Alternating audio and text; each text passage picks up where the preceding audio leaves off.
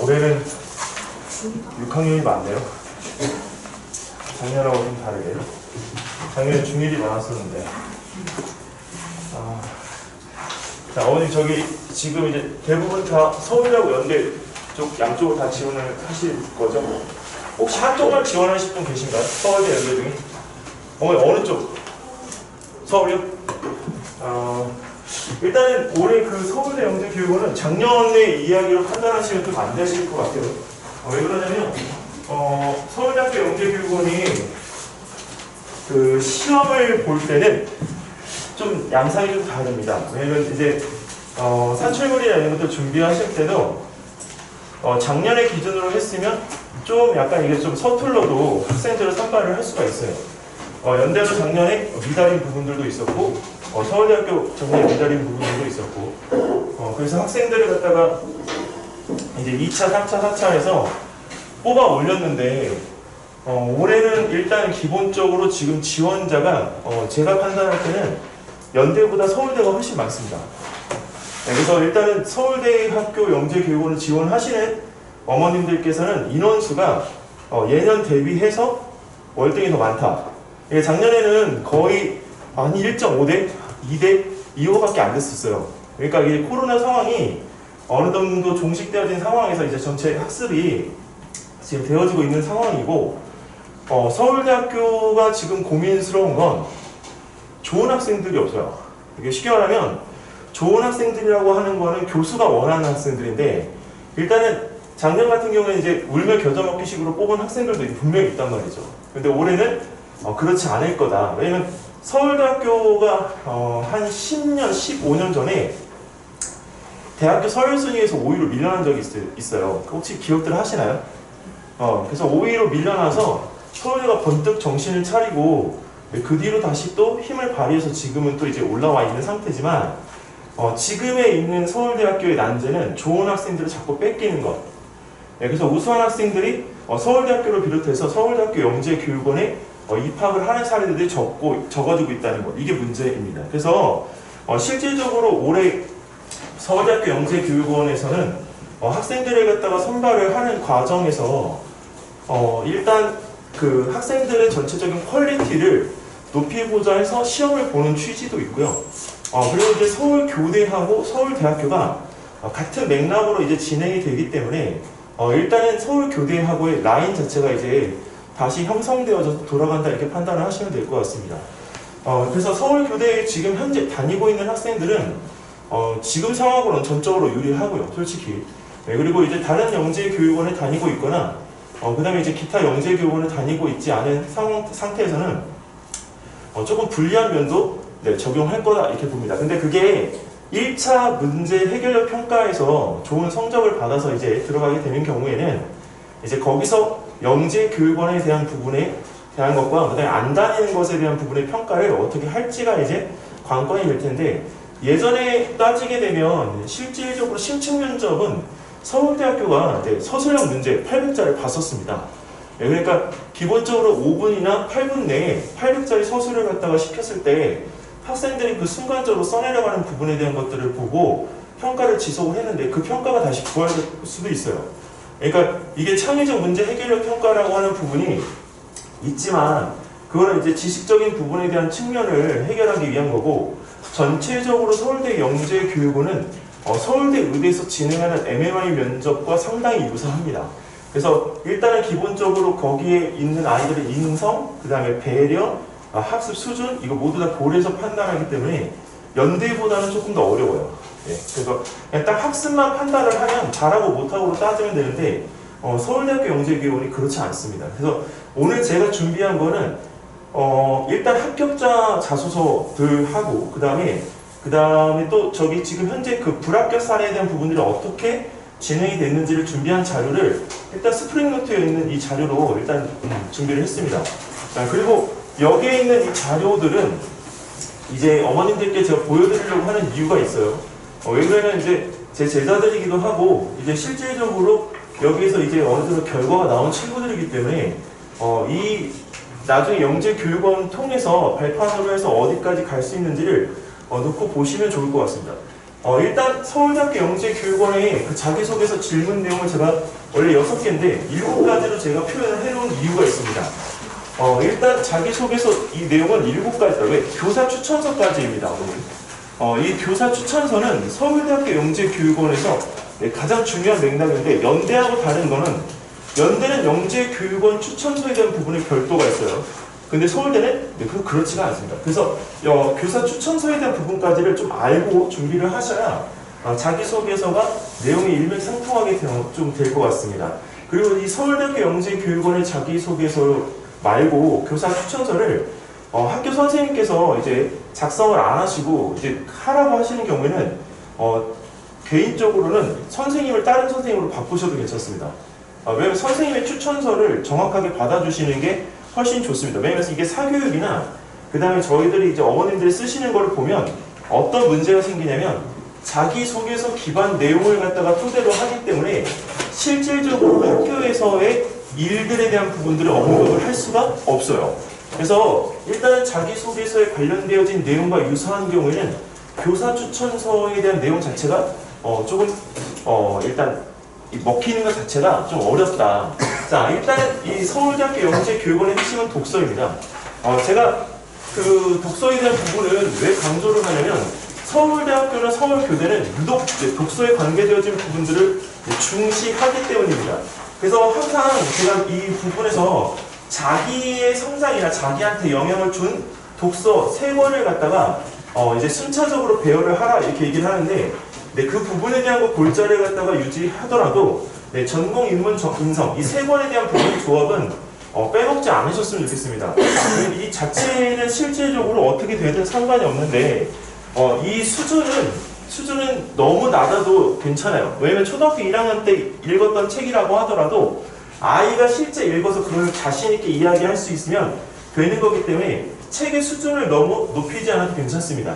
이게 항상 제가 예를 드는 사례가 이제 무소유인데, 무소유를 초등학교 2학년 때 읽어서 서울대 영재교육원에 합격한 친구가 있습니다. 자, 근데 그 친구는 그 어려운 책에 대한 부분이 난해하기 때문에 항상 반복적으로 책을 읽어서 책에 대한 해석을 매년 다르게 한 사례에 속하고요. 그 다음에 지금 현재 초등학교 2학년, 3학년 정도 아이들이 어느 수준의 책까지 읽냐면 지금은 코스모스나 양자역학에 관계되는 책까지를 봅니다. 현재 초등학교 2, 3학년들이.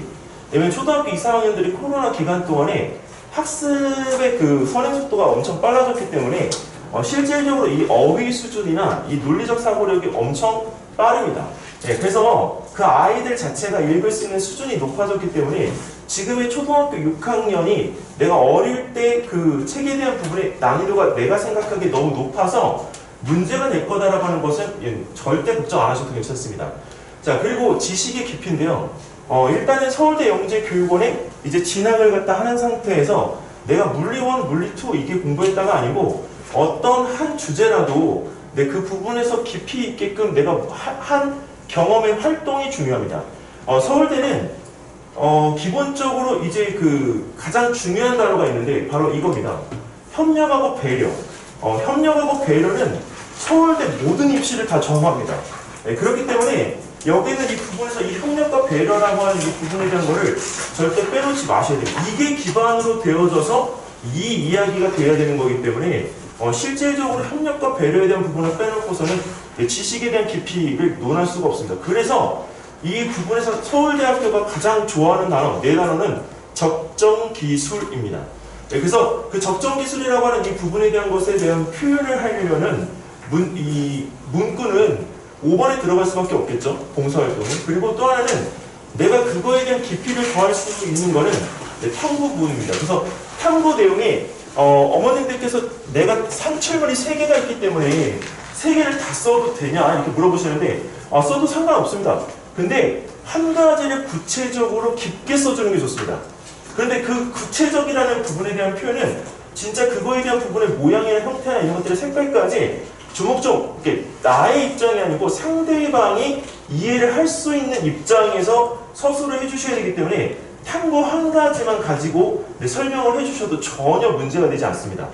자, 그래서 이 지식의 깊이라고 하는 부분에 대한 거는 3번에 대한 부분이고, 면접을 가더라도 3번에 관계되어진 부분에 대한 것이 가장 기본적으로 나오는 문항들이어서 탐구에 대한 부분들은 어머님들께서 지식의 깊이라고 하는 부분에 대한 단어를 좀 고려하셔서 해주시고, 이 3번이 5번하고 연결되면 좋습니다. 왜냐면 내가 가지고 있는 부분에 대한 어떤 관심과 희망, 그리고 미래에 대한 어떤 직업이, 희망이, 장래 희망이 내가 사회적 구성원으로서 사회에서 어떤 역할을 갖다가 할 수 있을까라는 부분에 대한 걸로 넘어가게 되면 결국 나는 사회에서 봉사를 해야 될 부분이 필요합니다. 그래서 그 봉사의 역할을 어떻게 내가 다 할 것인가 라는 부분에 대한 거를 여기서 표현을 해야 되는 거죠. 자, 그리고 여기 이 협력과 배려에 대한 단어는 영재교육원의 기본 취지입니다. 원래 영재교육원은 저희가 알고 있기로 똑똑한 애들이 가는 것도 있지만 일단 영재교육원이 저희 전국에 52,000명입니다. 네, 그렇기 때문에 52,000명의 학생들이 거기에 모든 거에 다 똑똑하다 이렇게 얘기는 할 수는 없어요. 근데 왜 이렇게 많은 학생들을 선발을 하냐면 2014년 이후로요, 영재교육원은 스티븐 잡스를 원합니다. 네, 이게 모든 거에 있어서 하나를 딱 하나 만들어 놓음으로 인해서 세상을 바꿀 수 있는 어떤 발명이나 어떤 이론을 갖다가 해낼 아이들. 네, 그렇기 때문에 실질적으로 내가 이 부분에서 영재교육원에서 내가 이 출신으로 사회 구성원으로 속했을 때 내가 이 사회에서 어떤 역할을 할 수 있는지에 대한 부분을 놓고 봐야 되는 거죠. 옛날에 지금 박근혜 정부 때 그 과학기술부 장관으로 외국에 있다가 들어온 사람이 있어요. 김종혁이라는 분인가? 근데 그분 같은 경우는 외국에서는 상당하게 인정을 받고 있는 분이고 실질적으로 베일 연구소의 소장까지 지낸 분으로 알고 있는데 저희 나라에 들어왔더니 어떻게 됐냐면 네, 이분이 뭔가 잘못해가지고 크게 뭔가 문제가 있는 분으로 되게 많이 대두가 되더라고요. 그래서 보는 시각 자체가 다른데 그러한 시각에서 이게 편협되지 않고 정말 이게 세상을 바꿀 수 있는 어떤 한 가지에 대해서 몰두하는 사람들을 만들어내는 곳이 영재원이다라고 보시면 되겠습니다. 그래서 교수들도 실제적으로 영재교육원에 대한 부분에서 메리트는 그 자체이기 때문에 학생들에 대한 부분들을 인원 채우기가 아니라 실질적으로 좋은 학생들을 받고자 합니다. 근데 거기에 한 가지를 꼭 갖춰야 되는 건 따뜻한 인성입니다. 네, 그래서 이 부분에서 이 단어 자체가 주는 의미는 굉장히 크니까 어머니들이 지금 초등학교 6학년, 중학교 1학년에서 서울대학교 영재교육원에 지금 진학을 하기 위해서 이렇게 지금 준비하고 계시지만 나중에 최종 목적에서 서울대까지 생각을 하고 계시면 이 부분에 대한 단어는 고등학교 3학년 때까지 계속 이어서 가야 됩니다. 그럼 어머님들께서 지금부터 만약에 준비하시면서 봉사활동이 없어서 고민하시는 분들이 있으시잖아요. 왜냐면 코로나 기간 동안 봉사활동을 안 하셨잖아요. 제가 이 얘기를 왜 해드리냐면 이번에 지금 저기 일본에 가서 잠깐 수업을 하는 터에 영재원이라고 하는 부분 말고요, 영재고를 준비했던 2학년들 생활기록부를 잠깐 봤는데요. 당장의 차이가 나는 건 뭐냐면 상위 기록도 차이가 나지만 중요한 건 봉사활동 시수가 전체 학년에서 4시수 이내가 하고요 18시수 이내가 있어요. 네, 그러면 당연히 이 부분에서는 저라도 선발을 할 때 봉사활동에 대한 부분에 시수가 많은 친구를 선발을 하겠습니다. 왜 그러냐면 이 부분에서 이 봉사활동이 없는 건 몰라서 그럴 수도 있고 학교에 행정적인 부분이 있을 수도 있지만 이 코로나 기간 동안에 자기의 어떤 헌신적인 부분들에 대한 것들을 보여줄 수 있는 부분이기 때문에 이 봉사활동은 어머님들께서 지금뿐만 아니라 나중에 고등학교 가서도 놓치지 마셔야 합니다. 네. 그리고 저희가 이제 앞으로 22년도 개정교육과정을 바탕으로 해서 이제 25년도에 또 바뀌잖아요. 근데 거기에 수학에도 디지털이 들어가죠. 국어에도 디지털 들어가죠. 그 다음에 영어에도 디지털이 들어가요. 그럼 과학은 말할 것도 없죠. 근데 여기에 다 뭐가 들어가냐면 코딩이 접목합니다. 네, 그렇기 때문에 아이들 스스로가 그러한 논리적 사고력을 가지는 터에 배려할 수 있는 부분에 대한 인성은 재차 강조가 되어야 되는 부분이라서 이 서울대학교 영재교육원은 이 취지에 대한 부분을 바꿀 생각이 전혀 없습니다. 그래서 자기소개서를 봐도 약간 스토리가 좀 있는 자기소개서, 일관성이 있는 자기소개서가 중요합니다. 자, 그리고 이제 자기소개서에 대한 부분은 이제 기재 내용에 대한 부분들이 이제 중요한데요. 이거는 제가 여기서 보여드릴게요.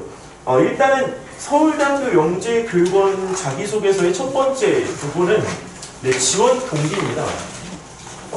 서울대학교 영재교육원이 지원자를 갖다가 선발해야 되는 이유, 또 즉 장래의 희망에 대한 부분에 기술하여 주십시오라는 얘기가 있는데 어머님들께서 이 자기소개서를 아이들한테만 맡겨놓으면 생기는 일이 있습니다. 이거는 굉장히 공통적이고 대다수의 학생들이 그렇게 되는데 자기가 장래의 희망을 잘 몰라요.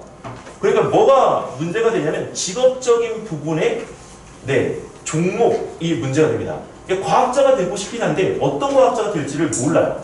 그러니까 물리학자가 되고 싶으면 그것까지는 좋은데 조금 더 구체적으로 가는 친구들은 물리학자 내에서도 무엇을 연구하는 물리학자가 되고 싶어 해요. 그러니까 수식어가 필요해요. 수식어가. 그래서 그거에 대한 부분에 있어서 이 수식어와 내가 하고 싶은 직업군에 대한 부분을 같이 묶어줘서 구체적으로 그 부분에 대한 거를 기술해 주셔야 됩니다. 일단 한 예를 보여드리면 생명과학 지원하는 친구들의 대다수 거의 100%에 가깝습니다. 네, 근데 그 친구들은 생명공학자입니다. 근데 이 생명공학자에 대한 부분들에 대한 공통점이 있지만 아쉽게도 이번 서울대학교에서 이 학생들을 15명만 선발을 해요. 다른 과목보다 5명이 적습니다. 자, 근데 서울대학교 영재교육원에서 가장 들어가기 또 쉬운 거는 저는 생명과학과인 것 같아요. 네, 왜냐면 일단 질문의 난이도나 이런 것들도 실질적으로 낮고 시험에 대한 부분들에 있어서도 그렇게 크게 애들이 스트레스를 안 받습니다. 근데 여태까지 지금 준비했던 친구들이 자, 여기 적은 자소서 내용 한 토시도 안 빼고 그대로 적었습니다. 자, 여기 보면 생명공학자인데 과학에서 물리 올림피아드하고 화학 올림피아드 금상이 있습니다. 근데 고등학교 때 생물 올림피아드에 대한 도전을 할 것입니다. 즉 받은 것이 아니라 이 부분에 대한 도전을 갖다가 하는 과정에 대한 부분을 서울대 영재교육원하고 연결 지은 건데 이거는 본인이 가지고 있는 목표인데 구체적인 목표가 되는 거죠. 근데 이런 명칭을 적어도 되느냐 이렇게 물어보시는데 상관없습니다. 네, 여기는 영재교육원이지 특목고의 외고나 아니면 영재고 과거에 지원하는 친구들이 아닙니다. 그래서 수상 실적에 대한 부분들에 대한 것은 적어도 크게 문제가 되지 않습니다. 자, 그리고 또 하나는 이 친구는 서울대학교를 졸업하고 난 다음에 하버드 대학에 가서 수학이 융합된 전공 과목을 이수하면서 라는 표현이 있습니다. 이 친구는 실질적으로 저희 나라에서 이제 나중에 지금 영재고 입시를 못하고 영재고 입시에서 떨어진 뒤에 바로 외국에 있는 과학고등학교를 가서 미국에 있는 지금 치대 지금 이제 2학년입니다. 그래서 이 친구가 지금 현재 잘 했던 친구고 이 친구가 여기서 이 부분에 대한 것들을 하는데 좀 아쉽다고 한 것은 생명과학에 대한 부분을 지원해서 갔는데 본인의 생각과는 다르게 이 실험이나 이런 부분들에 대한 것들을 잘 안 알려줘서 본인의 흥미도가 좀 떨어졌다는 이야기를 하더라고요. 근데 지금 이 자기소개서의 이 기본 내용은요, 제가 자기소개서나 첨삭을 갖다 할 때 가장 기본적으로 사용하는 뼈대입니다. 왜냐면 이 친구의 이 뼈대를 이용해서 그 뒤에 있는 후배들이 많이 붙었어요. 그래서 이 친구의 자소서를 제가 보여드리는 이유는 여기에는 이 부분에서 내가 어떤 학교의 목표를 갖다가 가지고 있는지 명시를 좀 해줬으면 좋겠습니다. 그러니까 어떤 친구들은 여기는 서울대학교 영재교육원을 갖다가 졸업해서 한과형에 가서 거기서 칼퇴부로 나중에 나갈 거다 이렇게 하는 경우들이 있는데 그런 것들에 대한 부분들의 노골적인 것을 좀 적어주면 자 좋겠다는 거죠. 그냥 단순하게 내가 여기서 생명공학자가 되겠다는 게 아니라 외국에 가서 내가 이렇게 공부를 하겠다는 거. 그리고 나중에 외국에 가서 꼭 공부를 해야 되느냐 이렇게 물어보시는 분들도 계시지만 상관없습니다. 서울대학교에 거쳐서 내가 다시 후학을 길러내기 위한 교수로서 재직을 하거나 아니면 어떤 특정 연구소에 들어가서 나는 이런 일을 할 수 있는 사람이 됐으면 좋겠다라고 언급을 하셔도 전혀 문제가 되지 않습니다. 근데 정확하게 내가 거쳐가야 될 그 단계의 과정의 목표가 이 스텝처럼 이게 설립이 되어 있으면 좋겠습니다. 단 여기서 이거를 하실 때 여기도 마찬가지인데 의사라는 용어는 좀 빼주십시오. 의대에 대한 부분의 진학을 위해서 영재교육원이 이렇게 하나의 발판이 되는 느낌은 실질적으로 영재교육원에서 바라는 이상이 아니기 때문에 일단은 영재교육원에서 특히 서울대학교 영재교육원에서는 의대라는 단어 자체를 사용을 안 해주셨으면 좋겠습니다. 그 대신 직업적인 부분에 대한 거는 내가 의사를 선택해도 괜찮습니다. 이해하시나요? 그래서 그 부분에서 의대를 가기 위한 이라는 표현만 안 하시면 됩니다. 자, 그리고 이제 이 내용에서 인공생태계 실험장인 바이오스피어인데 이거는 그 당시 이제 서울대학교 영재교육원에 그 담당하시는 교수님이 일부 전공 하나가 네, 바로 바이오스피어입니다. 네, 그래서 그 교수님 영상을 어디서 보게 돼가지고 실질적으로 그 교수님 타겟으로 해서 작성을 한 자기소개서입니다. 그래서 서울대학교 영재교육원은 어머님들께서 그 지원을 하시는 분과에 일단 좀 들어가 보시면 좀 좋을 것 같습니다. 왜 그러냐면 교수님들이 몇 분들이 이게 계시는데 교수님들 전공 과목이 거기 사진 밑에 나와 있거든요. 그래서 자기가 가고자 하는 부분에 대한 실질적인 전공인 어떤 사례들이 있는지 그 부분들에 대한 것들을 이렇게 적어서 이렇게 표현을 하는 것도 충분히 될 수 있습니다. 그리고 또 하나는 여기서 이제 그 생명공학인데 이런 알고리즘, 코딩에 관계되어진 내용이나 수학적인 내용이 너무 강조된 거 아닌가. 이거는 자기소개서일 뿐이고 내가 나중에 지금까지 해온 부분에 대한 것들은 서울대 영재교육원에 준해서 여기에 대한 목표로 해서 우리가 한 것은 아니었기 때문에 굳이 이 부분에 대한 것들을 노출을 꺼려할 필요는 없습니다. 서울대학교 영재교육원이 연대 영재교육원과 다른 점 딱 한 가지가 있다면 스텝의 출발점이 좀 다릅니다. 서울대학교 영재교육원은 교수님들이 이런 학습적인 부분의 출발로부터 이어지지가 않습니다. 근데 연대 같은 경우에는 이 수업 자체가 학습적인 수준에서 출발합니다. 그러니까 수원 같은 경우에는 기본적으로 수원 바로 들어가서 일반 수학까지 들어가기 때문에 대학교 1학년들이 배우는 수학을 지금 현재 영재교육원 친구들이 배우면 된다고 생각하시면 되고, 그 다음에 과학 같은 경우에는 이 실질적으로 고등학교 출발점부터 나중에 일반까지 우리가 배우게 되니까 얘네들 그 대신 학문적으로 배우니까 그게 이점이 되는 겁니다. 근데 서울대학교 영재교육원은 탐구적인 부분에 대한 능력치를 키우기 위해는 딱 좋아요. 근데 이제 그 부분에서 학습적인 거하고 이어지지 않는 게 좀 아쉽죠. 근데 서울대 입시가 2022년도부터 지금 현재 40년도까지 그 학생들 선발 과정에서 바꾸겠다라고 하는 취지를 지금 발표를 했는데, 만약에 그렇게 되면 서울대 영재교육원을 경험해본 친구들이 유리할 수 있습니다. 왜 그러냐면 어쨌든 거기에 있는 부분에서 선발 과정에서 인문, 문과든 이과든 상관없이 실험적인 요소를 갖다가 판단을 해야 되겠다고 발표를 한 것이기 때문에 영재교육원에서 실험한 사례들에 대한 이 부분들의 평가를 충분히 거기서 경험한 친구들이 아무래도 유리할 수밖에 없거든요. 그 대신 한번 들어가면 영재고든 아니면 다른 기타 사항이든 간에 그 전체적인 부분에 있어서 사사과정까지를 끝낼 수 있는 친구가 유리합니다. 네, 영재교육원은 잠깐 들어갔다가 흔적만 남기고 나오는 건 의미가 없습니다. 그래서 사사 과정까지를 가야 되기 때문에 여기는 이 부분에서 내가 충분하게 그 의사를 밝혀도 괜찮습니다. 지원 동기에서. 자, 그 다음에 이번에는 여기 수학 지원자인데 글씨가 조금 작아서 제가 어머님이 가지고 계시는 프린트를 좀 이해해 주시면 좋을 것 같습니다. 이 친구는 현재 지금 이제 영재학교에 지금 간 친구고요. 이번에 영재학교에 지금 이제 붙어서 이제 2학년에 영재학교를 진학을 하게 됩니다. 근데 이 친구 같은 경우에는 지금 이제 KMO나 이런 부분에서 우리가 준비를 갖다 하는 것들에 대한 부분들을 적죠. 보통 저희는 이 부분들에 대한 것들 외부에서 들어오는 첨삭 자료들을 받아보면 KMO 출신인데도 불구하고 전혀 이 내용이 없습니다. 네, 근데 KMO 준비하는 것도 됩니다. 준비 중인 것도 여기 자기소개서에 내가 이런 부분에 녹여내도 전혀 문제될 게 없습니다. 자, 그리고 또 하나는 내가 지금 여기 지원 동기 부분에서 이런 내용들에 대한 이 부분들을 갖다가 이렇게 평가를 할 때 실제 내가 하고자 하는 부분에 대한 어떤 과학적인 탐구나 수학적인 탐구에 대한 부분들에 대한 것들을 심화시키기 위해서 영재교육원에서 내가 공부를 하고 싶다라고 하는 취지를 밝혀도 전혀 문제가 되지 않습니다. 이 수학 같은 경우에는 이런 부분에 대한 예를 보여드리는 것이 일단 꼭 수학이어서 수학만 적어야 되느냐 물어보실 때 아닙니다. 과학이 들어가도 전혀 문제가 되지 않습니다. 라고 말씀드리기 위해서 한 예로 지금 보여드리는 겁니다. 자, 그리고 이제 수학 지원자 같은 경우에는 여기서 보시면 다양한 방법으로 수학이라는 분야에서 경험을 하고 지식을 쌓고, 자, 그 다음에 KMO에서도 최고의 성적을 2차 준비를 할 수 있게 됐습니다라는 이 포인트가 있잖아요. 이 포인트는 일단 노골적인 거긴 하지만 자기 자랑인 거죠. 명제교육원에서 자기 자랑을 해도 되는가 하면 됩니다. 근데 어느 K모 2차라고 한다면 지금 이 아이가 어느 정도 수학 수준에 도달해 있는지를 알거든요. 근데 어머님 한 가지 아셔야 됩니다. 지금 초등학교 6학년들이 지금 많기 때문에 서울대학교의 그 수학 20명을 뽑는 데 있어서요. 항상 저희가 이야기하는 건 5명은 내정돼 있다. 이렇게 저희가 판단합니다. 그 5명은 다 K모 출신자들입니다.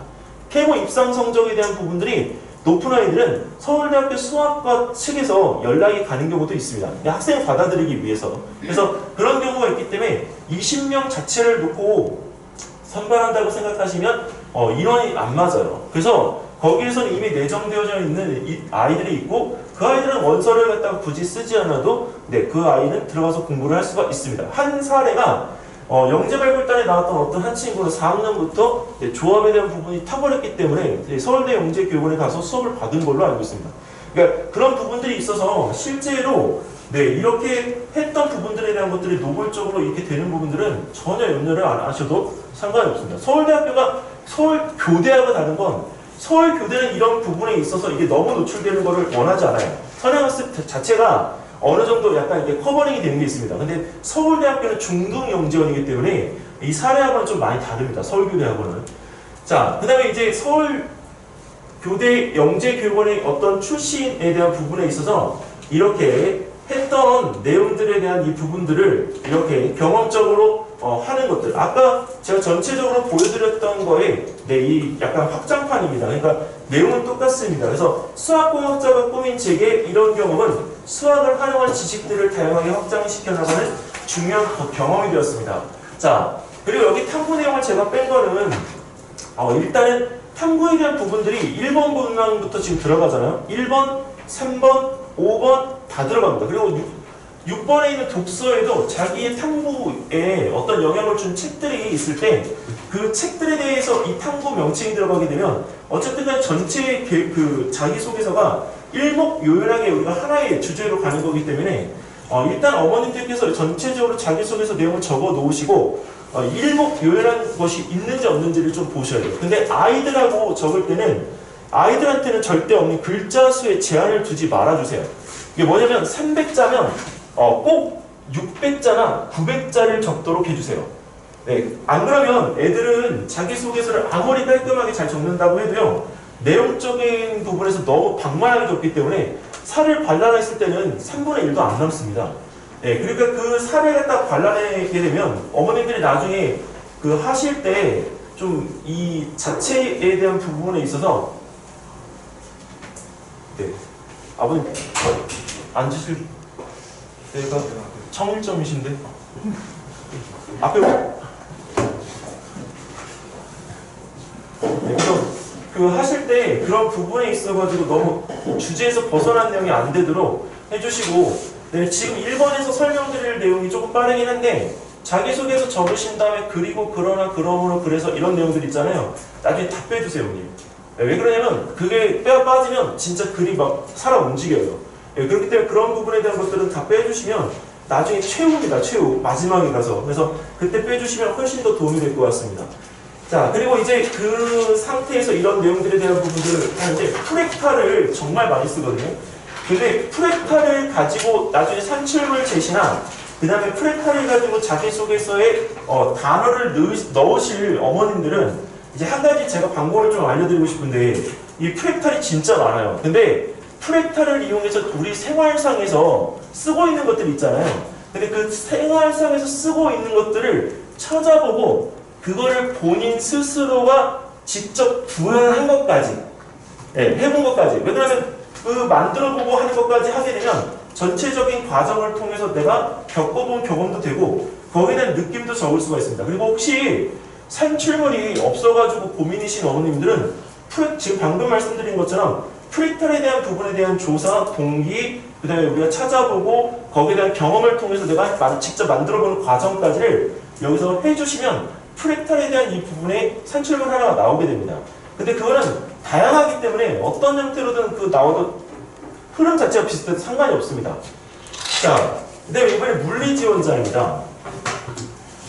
이 물리지원자 같은 경우에는 이제 실질적으로 초효율 동력기관을 갖다 만들고 싶은 꿈이 있는 친구여서 진공 튜브, 즉 하이퍼 튜브에 대한 관심이 많았던 친구입니다. 그래서 동력기관에 대한 이 부분에 대한 효율 자체를 갖다가 우리가 크게 하기 위해서 이 마찰력과 공기저항을 없애는 부분들이 필요하다고 생각된다 이렇게 적었는데, 보통 일반적인 부분의 문장은요 마찰력과 공기저항에 대한 이야기만 하다가 끝납니다. 아이들을 시켜보면 이 마찰력하고 공기저항에 대한 이 부분을 엮어나가지를 못해서 이거에 대한 관심이 있기 때문에 나는 과학자가 되고 싶고 그 부분에 대한 걸 갖다가 이용해서 나는 무엇인가를 하고 싶다까지만 하지, 실질적으로 내가 구체적으로 그 안에서도 뭐에 관심이 있는지를 이 부분에서 이야기를 하지 않습니다. 하이퍼튜브 자체도 지금 포일에서 저희 나라에 들어올 때 1200km/h입니다. 부산까지 딱 16분 걸립니다. 근데 이 하이퍼튜브가 지금은 어디죠? 두바이인가? 거기에 지금 이게 건조가 되고 있고 실질적으로 이게 거기서 제일 먼저 시연이 될 것 같습니다. 그런 거에 대한 부분에 대한 관심도가 있는 아이들이 그런 답변을 할 수 있게끔 깊이를 더해줘야 된다는 거죠. 깊이라고 하는 거는 이 자체에 대한 부분에 있어서 이 진공 상태에서 마찰력과 이런 공기저항 이런 얘기가 아니고 그건 애들이 다 알아요 이미.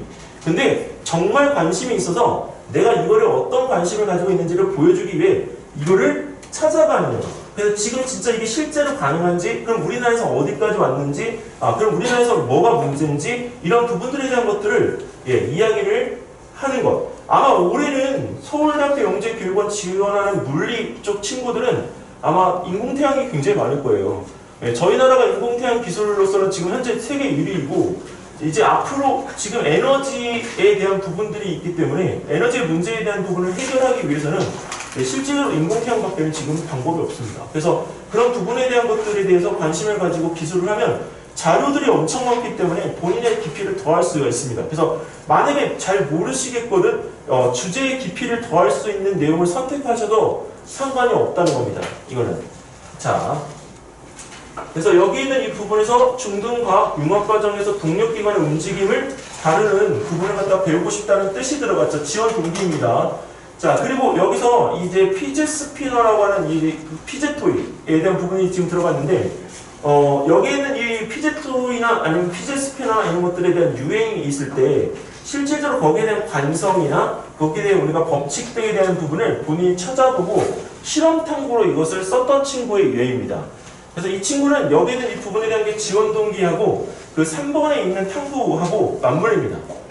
자, 그 다음에 이제 여기에서 우리가 이제 이 내용에 대한 부분들을 하는데, 여기 이 친구 같은 경우에는 끝 문장이 궁금하실 것 같아서 제가 여기다 지금 실어놨는데, 서울대학교 영재교육원 모든 영재교육원의 지원 부분에 있어서 항상 들어가는 멘트, 고정 멘트가 있습니다. 무슨 멘트가 있냐면, 서울대 영재교육원의 과학 전 분야의 이론 수업과 융합과학 특강을 통해서 과학 전 분야를 통해 솔루션을 내는 역량을 발전시키고 있습니다. 아니면 나는 훌륭한 교수님과 함께 훌륭한 친구들과 함께 영재교육원에서 공부를 하고 싶다는 멘트가 있습니다. 그래서 그런 멘트가 들어가는 부분까지 하게 되어지면 전체 600자, 700자를 적는 거는 그렇게 크게 어려운 일은 아닙니다. 그 대신 서울대학교가 지금 글자 수가 600자였다가 700자로 지금 늘렸거든요. 근데 늘린 이유는 내용적인 부분에서 뭔가를 더 보고 싶은 거예요. 연대는 글자에 제한이 없습니다. 그러니까 1000자를 적어도 상관이 없어요. 그러니까 서울대하고는 좀 다른 맥락인 거죠. 그래서 서울대는 핵심적인 부분을 잘 뽑아야 돼요. 그래서 아이들한테 어머님 절대적으로 먼저 적도록 해주셔야 됩니다. 어머님들이 손을 먼저 대는 순간 자기소개서는 색깔이 완전히 달라집니다. 그래서 애들이 마지막까지 이게 시간을 꼭 정해주세요. 그러니까 오늘이 지금 화요일이면 일요일까지는 꼭 적어야 돼요. 그 기간을 넘어가면 영재교육원 지원 자체가 안 되니까 꼭 일요일까지 적어야 돼요. 그래서 받아보시고 그 안에서 이거를 한번 읽어보세요. 그러면 거기서 발라내야 될 부분들이 이제 있으니까 내용적인 게 이제 어떻게 고쳐져야 될지 그 주제 하나가 딱 보이게끔 됩니다. 그럼 그 주제 하나 가지고 1번부터 6번까지 내용을 다 꾸미는 거예요. 그리고 그 아이들이 이 영재교육원 자기소개서를 적을 때 제일 어려워하는 부분이 1번입니다. 그럼 제일 먼저 적게끔 해야 될 부분이 뭐냐?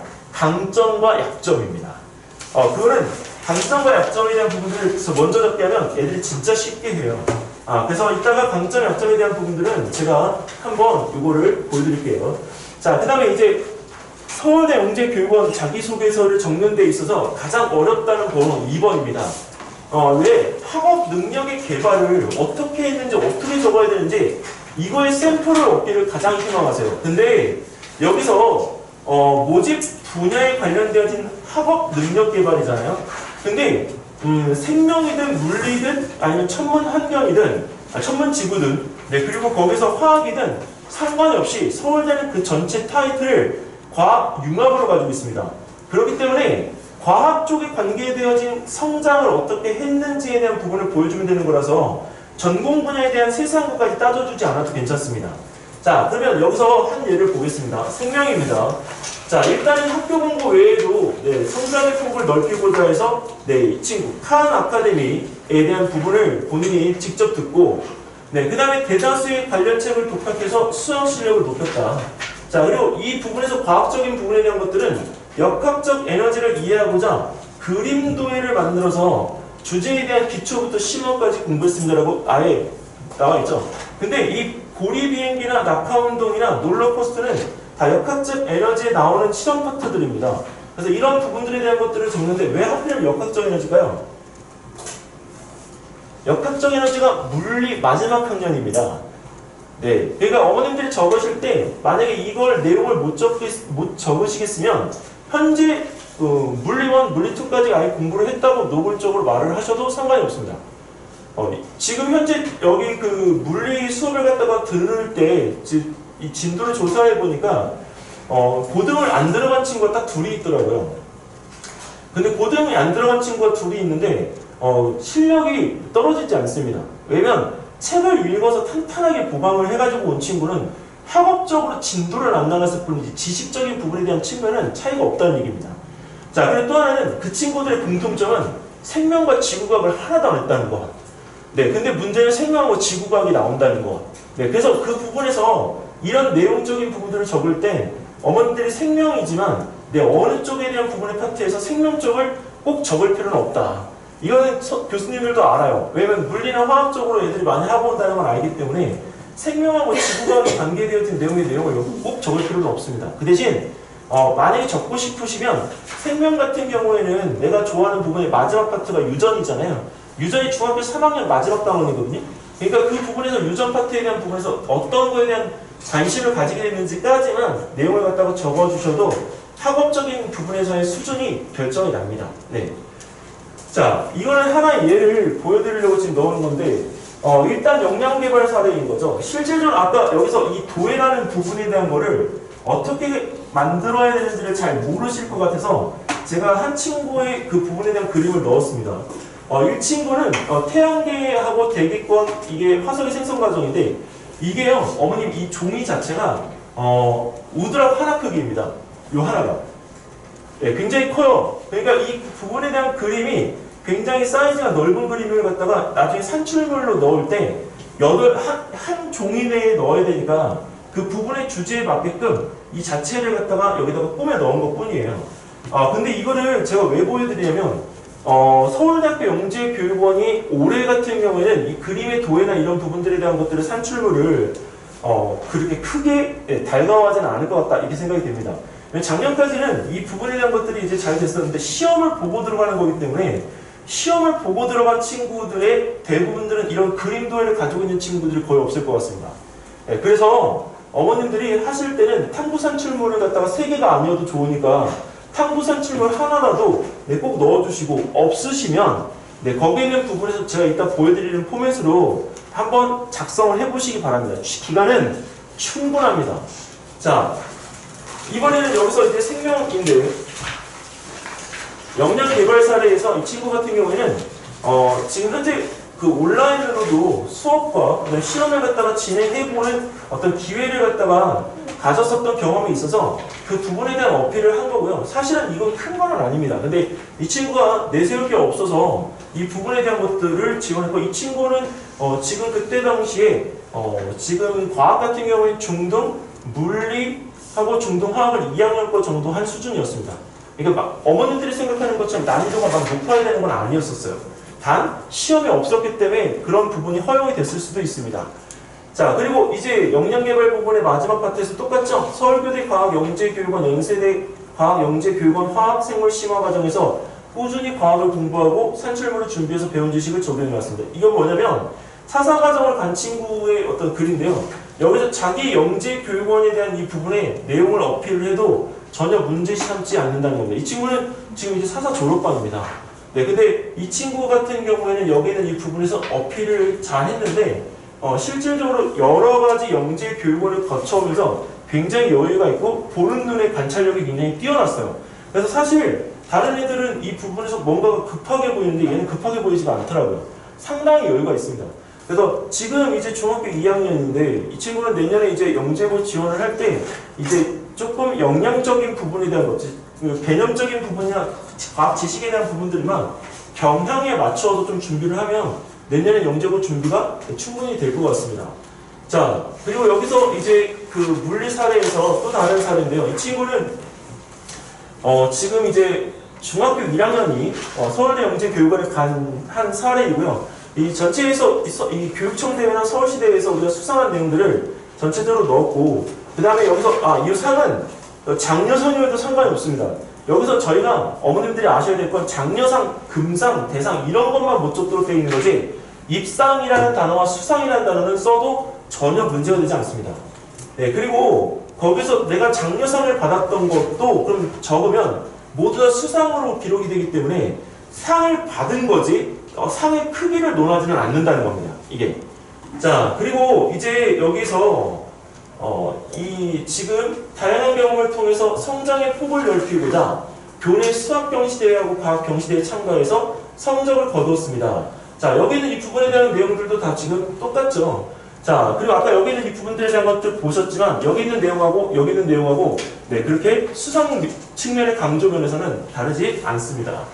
자, 하나 불합격 사례를 오늘 보여드릴게요. 이 얘는 왜 보여드리냐면 구체적이라는 단어를 잘 모르시는 것 같아서 이제 보여드립니다. 여기 보면 지금 이 친구의 글에서 어머님 한 가지가 딱 없어요. 뭐가 없을까요?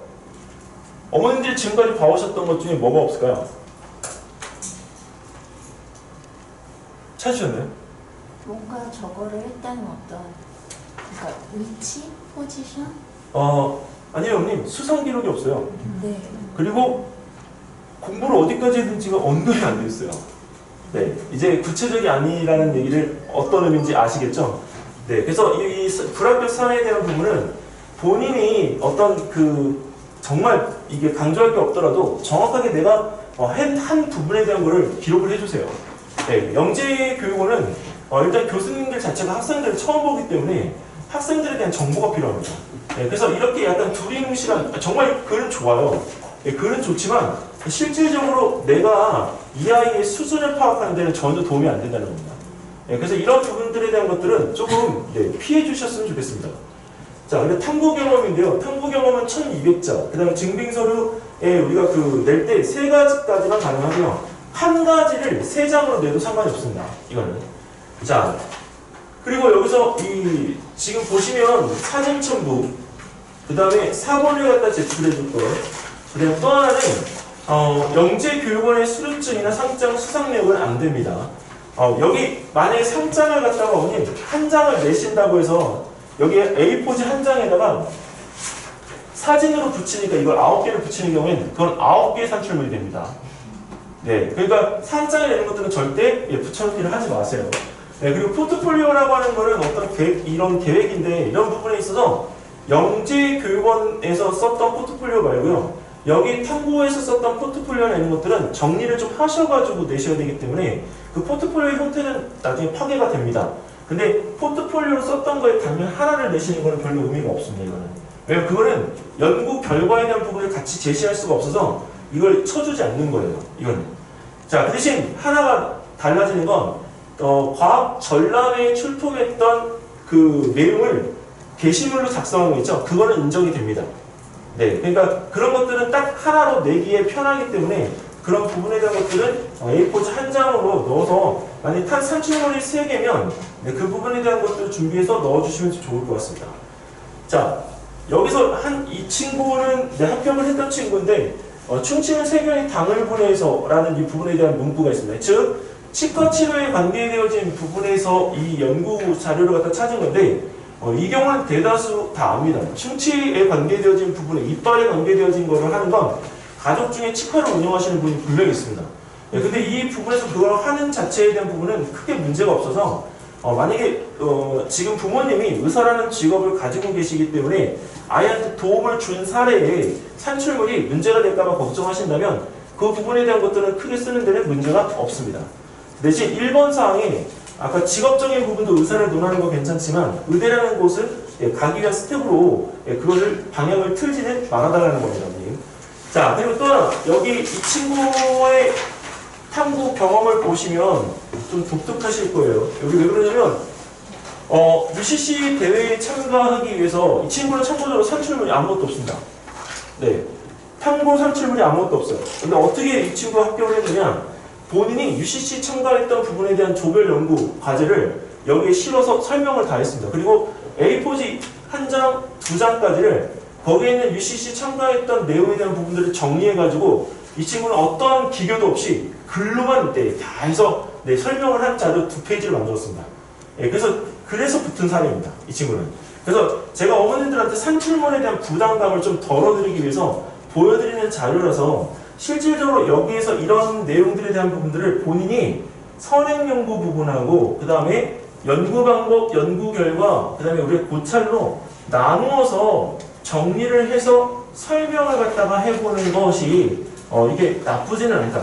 그러니까 여기 과학에 대한 탐구 능력에 대한 부분의 기술에서 기술의 방법에는 여러 가지가 있으나 그 자체에 대한 부분들을 갖다가 이렇게 내가 했던 그대로 요약해서 적어도 전혀 문제가 되지 않는다. 왜? 이 자체가 구체적인 거니까요, 이게. 그래서 여기에 이 선행연구 부분하고 방법하고 결과에 대한 부분들을 따질 때 여기서 내가 썼던 내용에 대한 뒷받침이 되는 내용들은 이렇게 페이지를 달리해서 첨가합니다라는 멘트를 넣어주셔도 괜찮습니다. 자, 그리고 이 고찰 부분은 좀 중요시 보셔야 되는데 고찰에 대한 부분들은 대부분들 저희가 이제 그 선행연구에 대한 고찰로 해서 이론적 배경하고 같이 적는 부분들이 있지만 여기서는 이제 탐구 결론입니다.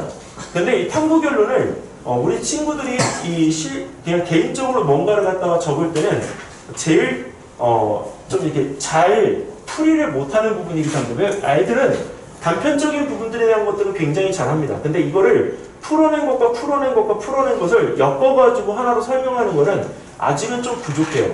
그래서 그 전체적인 거 보는 거는 어머님들께서 자기소개서를 갖다가 나중에 적어서 아이가 주잖아요. 그러면 여기 제일 먼저 보시고 나중에 또 보셔야 될 거는 3번에 있어서 마지막에 이 종론을 어떻게 마무리를 했는지를 꼭 봐주세요.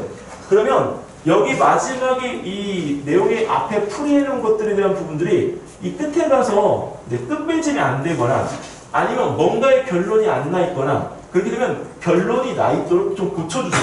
이 부분에. 네. 자. 그 다음에 이제 물리 파트입니다. 이 친구 작품은 이제 전국대회까지 갔던 작품입니다. 그래서 이 서핑보드의 주행 원리를 갖다 탐구하는 내용에 대한 부분인데 정말 잘하는 제자예요. 근데 이 친구 같은 경우에는 관심사가 어린이용 서핑보드가 없는 거죠. 그래서 어린이용 서핑보드를 갖다 만들기 위해서 본인이 탐구를 갖다가 한 사례를 이렇게 전체적으로 기술을 했는데 내용 가지고 왔을 때 아주 맛깔스럽게 문장을 잘 짰습니다. 근데 그 문장은 어디서 온 거냐면 여기 그 탐구 보고서에 적었던 내용들을 본인이 발췌를 해가지고요. 거기 있는 부분들에 대한 문장을 다 정리를 한 거예요. 그러니까 오히려 조금 쉬웠죠. 탐구 보고서에 있는 부분들은 그대로 옮겨 적되 글이 조금 더 살아 움직이도록 어머니께서 다듬어 주시면 좋겠습니다. 자, 그리고 여기에 이제 수학에서 한 부분들은 사실 수학이 제일 난해해요. 왜냐면 과학을 갖다가 적어도 상관없는데 과학 탐구 보고서가 없는 경우가 있거든요. 그러면 본인이 영재교육을 해서 증명한 내용들이 있습니다. 그래서 그 내용을 그대로 적어도 괜찮고 그걸 통해서 본인이 어떤 거에 대한 부분을 했는지에 대한 것을 여기다 명시를 해도 괜찮습니다. 이 친구 같은 경우에는 정의 역을 성립시켜서요. 여기 그 무한등비에 대한 급수 합이 순환 소수에 대한 부분의 계산식을 증명할 수 있다라고 하는 거를 연결을 했습니다. 근데 이 자체에 대한 내용이 이어 내려오면서 큐브를 가지고 건축물을 구성하는 모델을 갖다 만들었습니다. 근데 이거는 건축물에 대한 부분의 구상까지만 하고 설계도까지만 한 내용인데 여기까지 한 내용에 대한 부분들을 구체적으로 적었더니 사실 1200자가 넘어가더라고요. 그러니까 굉장히 자세하게 적는 거기 때문에 이 증명한 내용들에 대한 부분들에 대한 것도 어떻게 증명을 했고 그다음에 증명하는 과정에서 내가 어떤 게 어려웠고 누구의 도움을 받았고 그 도움을 받음으로 인해서 뭐가 풀렸는지에 대한 것들을 다 여기에 기술을 해주는 거예요. 자 이제 아까 제일 애들한테 먼저 접근을 시키실 때 강점, 약점에 대한 부분들을 먼저 하시라고 말씀드렸는데 일단 강점과 약점은 저희가 이제 안 해봤기 때문에 아이들 스스로가 이걸 먼저 적으면 분명히 장점과 단점으로 적을 겁니다. 근데 장점과 단점을 적는 게 아니고요. 강점과 약점입니다. 자, 여기서 어머님 지금 이 많은 인원 중에 저 혼자 딱 가지고 있는 강점이 있으면 제가 어떤 강점을 가지고 있을까요? 당연히 저는 영재교육원에 대해서 잘 아니까 저의 강점인 거죠. 근데 단점은 뭘까요? 얼굴이 너무 크지 않아요? 근데 줄이고 싶어요. 근데 안 줄여져요. 자, 근데 만약에 방법을 갖다 하기 위해서 예전에 연예인 중에 이승현 씨가 있습니다. 이승현 씨가 그 V라인을 갖다 만들기 위해서 막 비벼가지고 얼굴에 대서 하는 방법이 있어요. 그래서 매일같이 그걸 하고 있어요. 왜? 얼굴의 그 크기를 조금이라도 줄여보려고. 근데 그런 부분에 대한 거는 단점을 보완하고 있는 거잖아요. 근데 단점이 아니라 약점을 보완하고 있는 겁니다. 그래서 그건 왜 생각이기 때문에 그건 좀 차이가 있어요. 여기서 장점, 단점을 구분을 못하는 데가 어머니 99%입니다. 근데 여기서 어머님 이 강점이라고 하는 건 내가 지금 모여있는 학생들보다 내가 뛰어나다라고 생각하고 정말 자신 있고 왜 진짜 수학을 만약에 할 때 수학은 내가 이것만큼 내가 잘할 수 있다라고 하는 거를 본인 생각 스스로 가지고 있는 게 있을 거 아니에요. 그걸 적어주는 거예요. 이게 그 강점은 하나를 적고 두 개를 적고 세 개를 적어도 상관이 없습니다. 네. 강점을 여러 가지 보여주는 거는 전혀 상관이 없는데 그 대신 하나의 강점을 설명하고 그 다음 강점을 설명한 뒤 그 다음 강점을 설명하도록 해주십시오. 왜냐면 강점을 나열식으로 늘어놓고 설명하는 거는 불리합니다. 그래서 강점을 강조해야 되기 때문에 실질적으로 강점은 나열식이 아니라 하나 끝내고 하나 설명하고 하나 끝내고 설명하도록 꼭 해주시고 그리고 마지막에 가서 이러한 것들이 나의 강점이 될 수 있지만 그래도 단점이 있다. 근데 그 단점은 반드시 보완해 주셔야 됩니다. 보완이 없이 단점만 있다고 제시되어지는 경우 그 자기소개서는 이거 하나 때문에 우리가 또 생각지도 못한 결과가 나올 수가 있습니다. 자, 하나를 보시면 이 생명이 꼭 아니어도 모든 영재원에서 우리가 나타나는 강점과 약점의 사례들인데요. 지금 보여드리는 거는 아무래도 합격자 거니까 참고가 많이 되실 겁니다. 자, 강점은 매사의 완벽과 정확함을 추구하는 원리, 원칙을 중시합니다. 자, 완벽해지기 위해서 가장 중요한 것은 생각한 것을 실천하는 힘입니다. 여기까지가 강점인 거죠. 이 친구는 강점을 3개를 적었습니다. 3개. 근데 그 중에 이제 3개에서 2개를 이제 끊고 마지막에 가서 자, 지금 여기 다양한 분야에 대한 호기심은 저의 창의력을 높여주고 스스로가 불편해하는 것을 해결할 수 있는 자신감을 주고 또 발명에 필요한 응용력을 줍니다. 그런데 여기 보시면 항상 한 가지 일에 너무 몰두해서 다른 것들에 대한 부분들에 대해서 잘 알아차리지 못하는 것, 무신경하게 되는 것, 그런 것들이 저의 단점입니다. 자, 근데 이 단점을 갖다가 적고 나서 여기는 이 부분에 대한 것들을 내가 보완하고 있는 사례를 적지 않으면 여기까지입니다. 그래서 보완하고 있는 사례로 진행하는 부분에 대한 것들을 순서를 정해놓고 여기서 창의력에 대한 부분을 주어 여유를 잃어버리지 않도록 지키고 있다라고 하는 이 보완책이 들어가 있는 것. 근데 단점을 적으실 때, 약점을 적으실 때 강점보다 약점의 내용이 늘어지는 경우가 있어요. 왜? 약점이라고 생각하니까 그거를 자꾸 둘러대려고 더 보완을 해보려고 하다가 보니까 너무 늘어나는 경우가 있는데 안 돼요. 강점이 많아야 되고 약점이 적어야 됩니다. 그러니까 약점은 보통 2줄에서 3줄로 간결하게 끝내주십시오. 그래서 내가 이런 게 약점인데 나는 이런 걸로 보완하고 있습니다. 라고 이렇게 문장이 되어야 끝나는 거지 그거에 대해서 자꾸 설명을 하려고 하다 보면 내용적으로 길어지기 때문에 좋은 문장을 형성할 수가 없습니다. 자, 이번엔 수학입니다. 수학 같은 경우도 강점이 자기 주도적 탐구 정신인데 이거 진짜 많이 나오는 얘기입니다. 자기 주도적이라는 단어는 강점에서 가장 많은 비율을 차지하고요. 그 다음에 집중력이 좋은 것, 그 다음에 내가 어떤 거에 대한 부분에 있어서 문제 해결력이 좋은 것, 다 아이들이 많이 선택하는 용어들입니다. 자, 그런데 궁금한 것은 시간이 오래 걸려도 이해할 수 있을 때까지 탐구하는 것이 정말 좋습니다. 이런 나의 끈기가 또 하나의 강점이 됩니다. 이렇게 표현을 갖다 합니다. 자, 그런데 여기서 이 강점인데 약점처럼 드러나게끔 하는 경우가 있습니다. 뭐냐면 강한 승부욕이 단점이라고 생각하지만 스스로를 제어하고 여유를 가지면서 경쟁심에 대한 속도와 정도를 조절하고 있습니다. 네, 보완이죠. 네, 이런 부분에 있어가지고 제가 이게 글씨가 커서 그러지 실질적으로 자기소개서에 적으면 2줄 정도밖에 안 되는 내용입니다. 그러니까 이런 단점에 대한 보완을 간단하게 해주십시오. 왜냐면 이거는 서울교대, 연대, 성균관대, 서울대, 한양대 다 똑같습니다. 그러니까 영재교육원에서 이 내용적인 부분에 대한 거를 빠뜨리면 승부욕 자체에 대한 부분들이 강점이 될 수도 있음에도 불구하고 단점을 해서 살려낸 거기 때문에 이런 멘트가 만약에 생각이 안 나시면 그때는 저한테 물어보세요. 그러면 제가 알고 있는 범위 내에서는 이 분위기에 대한 것들을 알려드릴 수 있습니다. 예. 왜냐면 이게 해보면 저희는 늘지만 어머님들은 지금 경험이 첫 번째잖아요. 그러니까 그런 부분에 있어서 이런 것들에 대한 부분들을 풀리지 않을 수도 있거든요. 자, 그리고 이 물리 같은 경우에 이 친구는 여기서 이제 이런 부분에 대한 것들을 이렇게 찾아봤다라고 하는 내용으로 나왔는데 여기 보시면 이 앞에 너무 소두를 갖다 많이 끌었죠. 끌고 나서 여기에 본인이 이 약점이 될 때라고 하는 부분에 대한 거를 내용을 늘어놨습니다. 근데 여기서 이 친구가 뭐를 했냐면 실험 과정 중에 오류를 찾거나 변인을 바꿔서 계속 시도하기 때문에 다른 일할 시간이 부족하기도 합니다. 자, 여기 이 친구 적었는데 보안이 없잖아요. 근데 여기서 뭘 썼냐면 스톱워치입니다. 이 스톱워치는 보통 아이들이 속도나 이런 것들이 조절이 안 될 때, 그리고 너무 뭔가가 빠르게 자꾸 답변을 갖다 하려고 하고 본인 스스로 통제가 안 될 때 사용하는 도구가 바로 스톱워치입니다.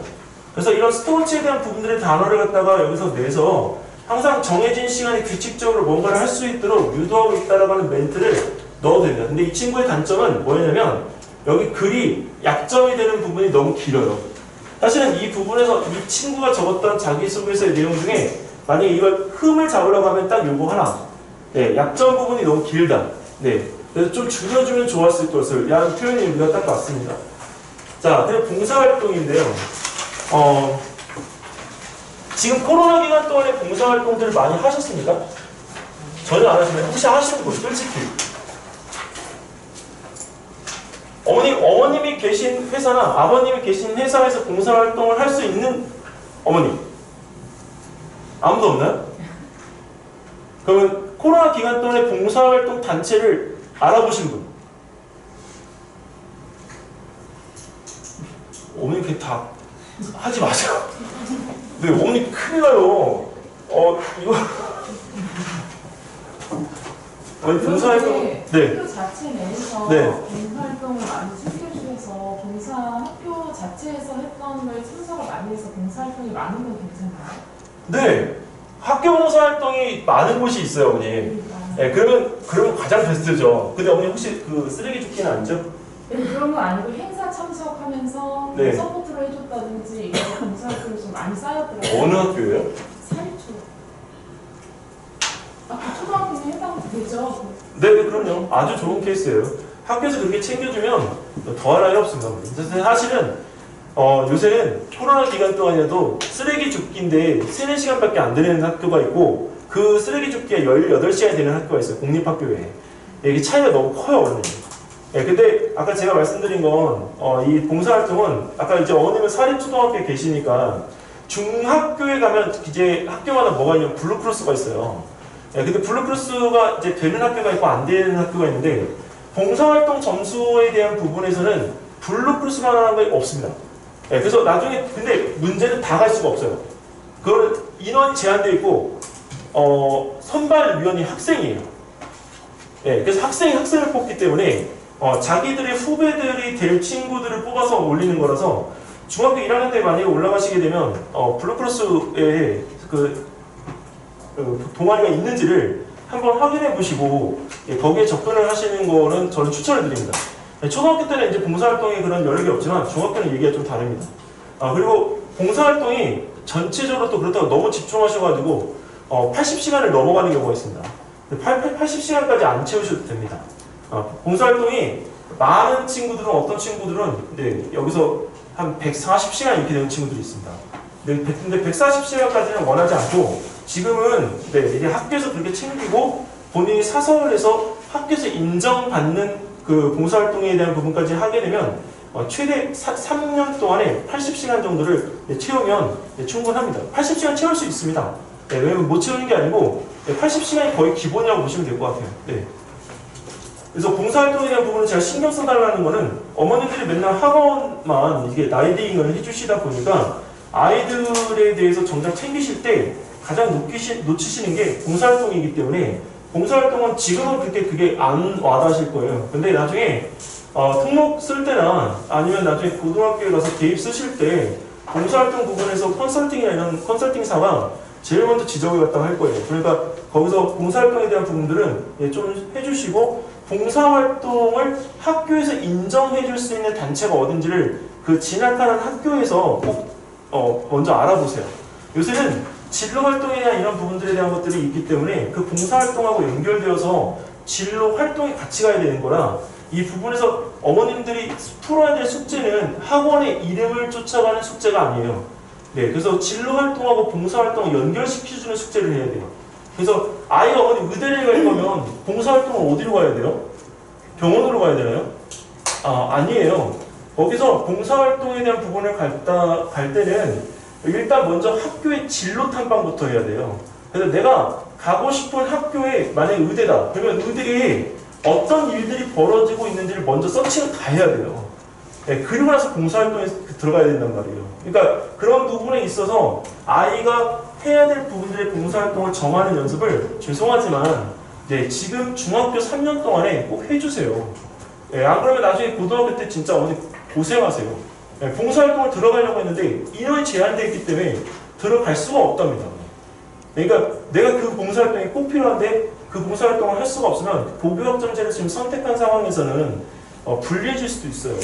아까 지금 사립초등학교 같은 경우는 학교 내에서 그 생활기록부 보시면 아시잖아요. 일반 공립학교하고 10장 정도 차이 난단 말이에요. 그러니까 지금 특목을 갈 때도 엄청 유리하죠. 작년에 영훈국제중에서 그 외대보고를 간 아이가 14명이에요. 근데 영훈국제중에서 물론 간 아이들이 14명인 건 진짜 대단한 거죠. 근데 그거는 생기부의 힘이 크다고 봐요. 그래서 어머님들께서 보실 때 그런 부분에 있어서 아이들이 뭔가 필요하다라고 하는 걸 할 때 남들이 따라가는 건 똑같이 따라가지만 기본적으로 내가 챙겨야 될 것들을 외적인 것들을 꼭 챙겨줬으면 좋겠습니다. 그게 바로 봉사활동입니다. 자, 일단 봉사활동에 대한 부분은 여기 있죠. 일반적으로 사립초등학교 같은 경우에는 이 오케스트라가 많이 진행이 되고 있고 그리고 실질적으로 이제 그 특목에 가서도 이 악기 연주에 대한 부분들은 일단 기본적으로 하나를 하도록 권하고 있습니다. 특히 전자사 같은 경우에는 본인이 악기를 하나를 할 줄 알아야 됩니다. 그래서 나중에 이 악기 자체에 대한 부분의 적정 기술, 재능 기부를 통해서 이런 부분에 대한 어떤 공연하는 것들도 봉사활동이 될 수가 있고요. 그리고 과학에 대한 이 부분에 대한 어떤 개발 자체가 소외계층을 우리가 만들거나 아니면 지금 여기 있는 핵폭탄처럼 기술적인 부분의 양면성에 대한 부분들을 갖다 우리가 나타낼 수가 있는 것들을 제시할 수 있는 것.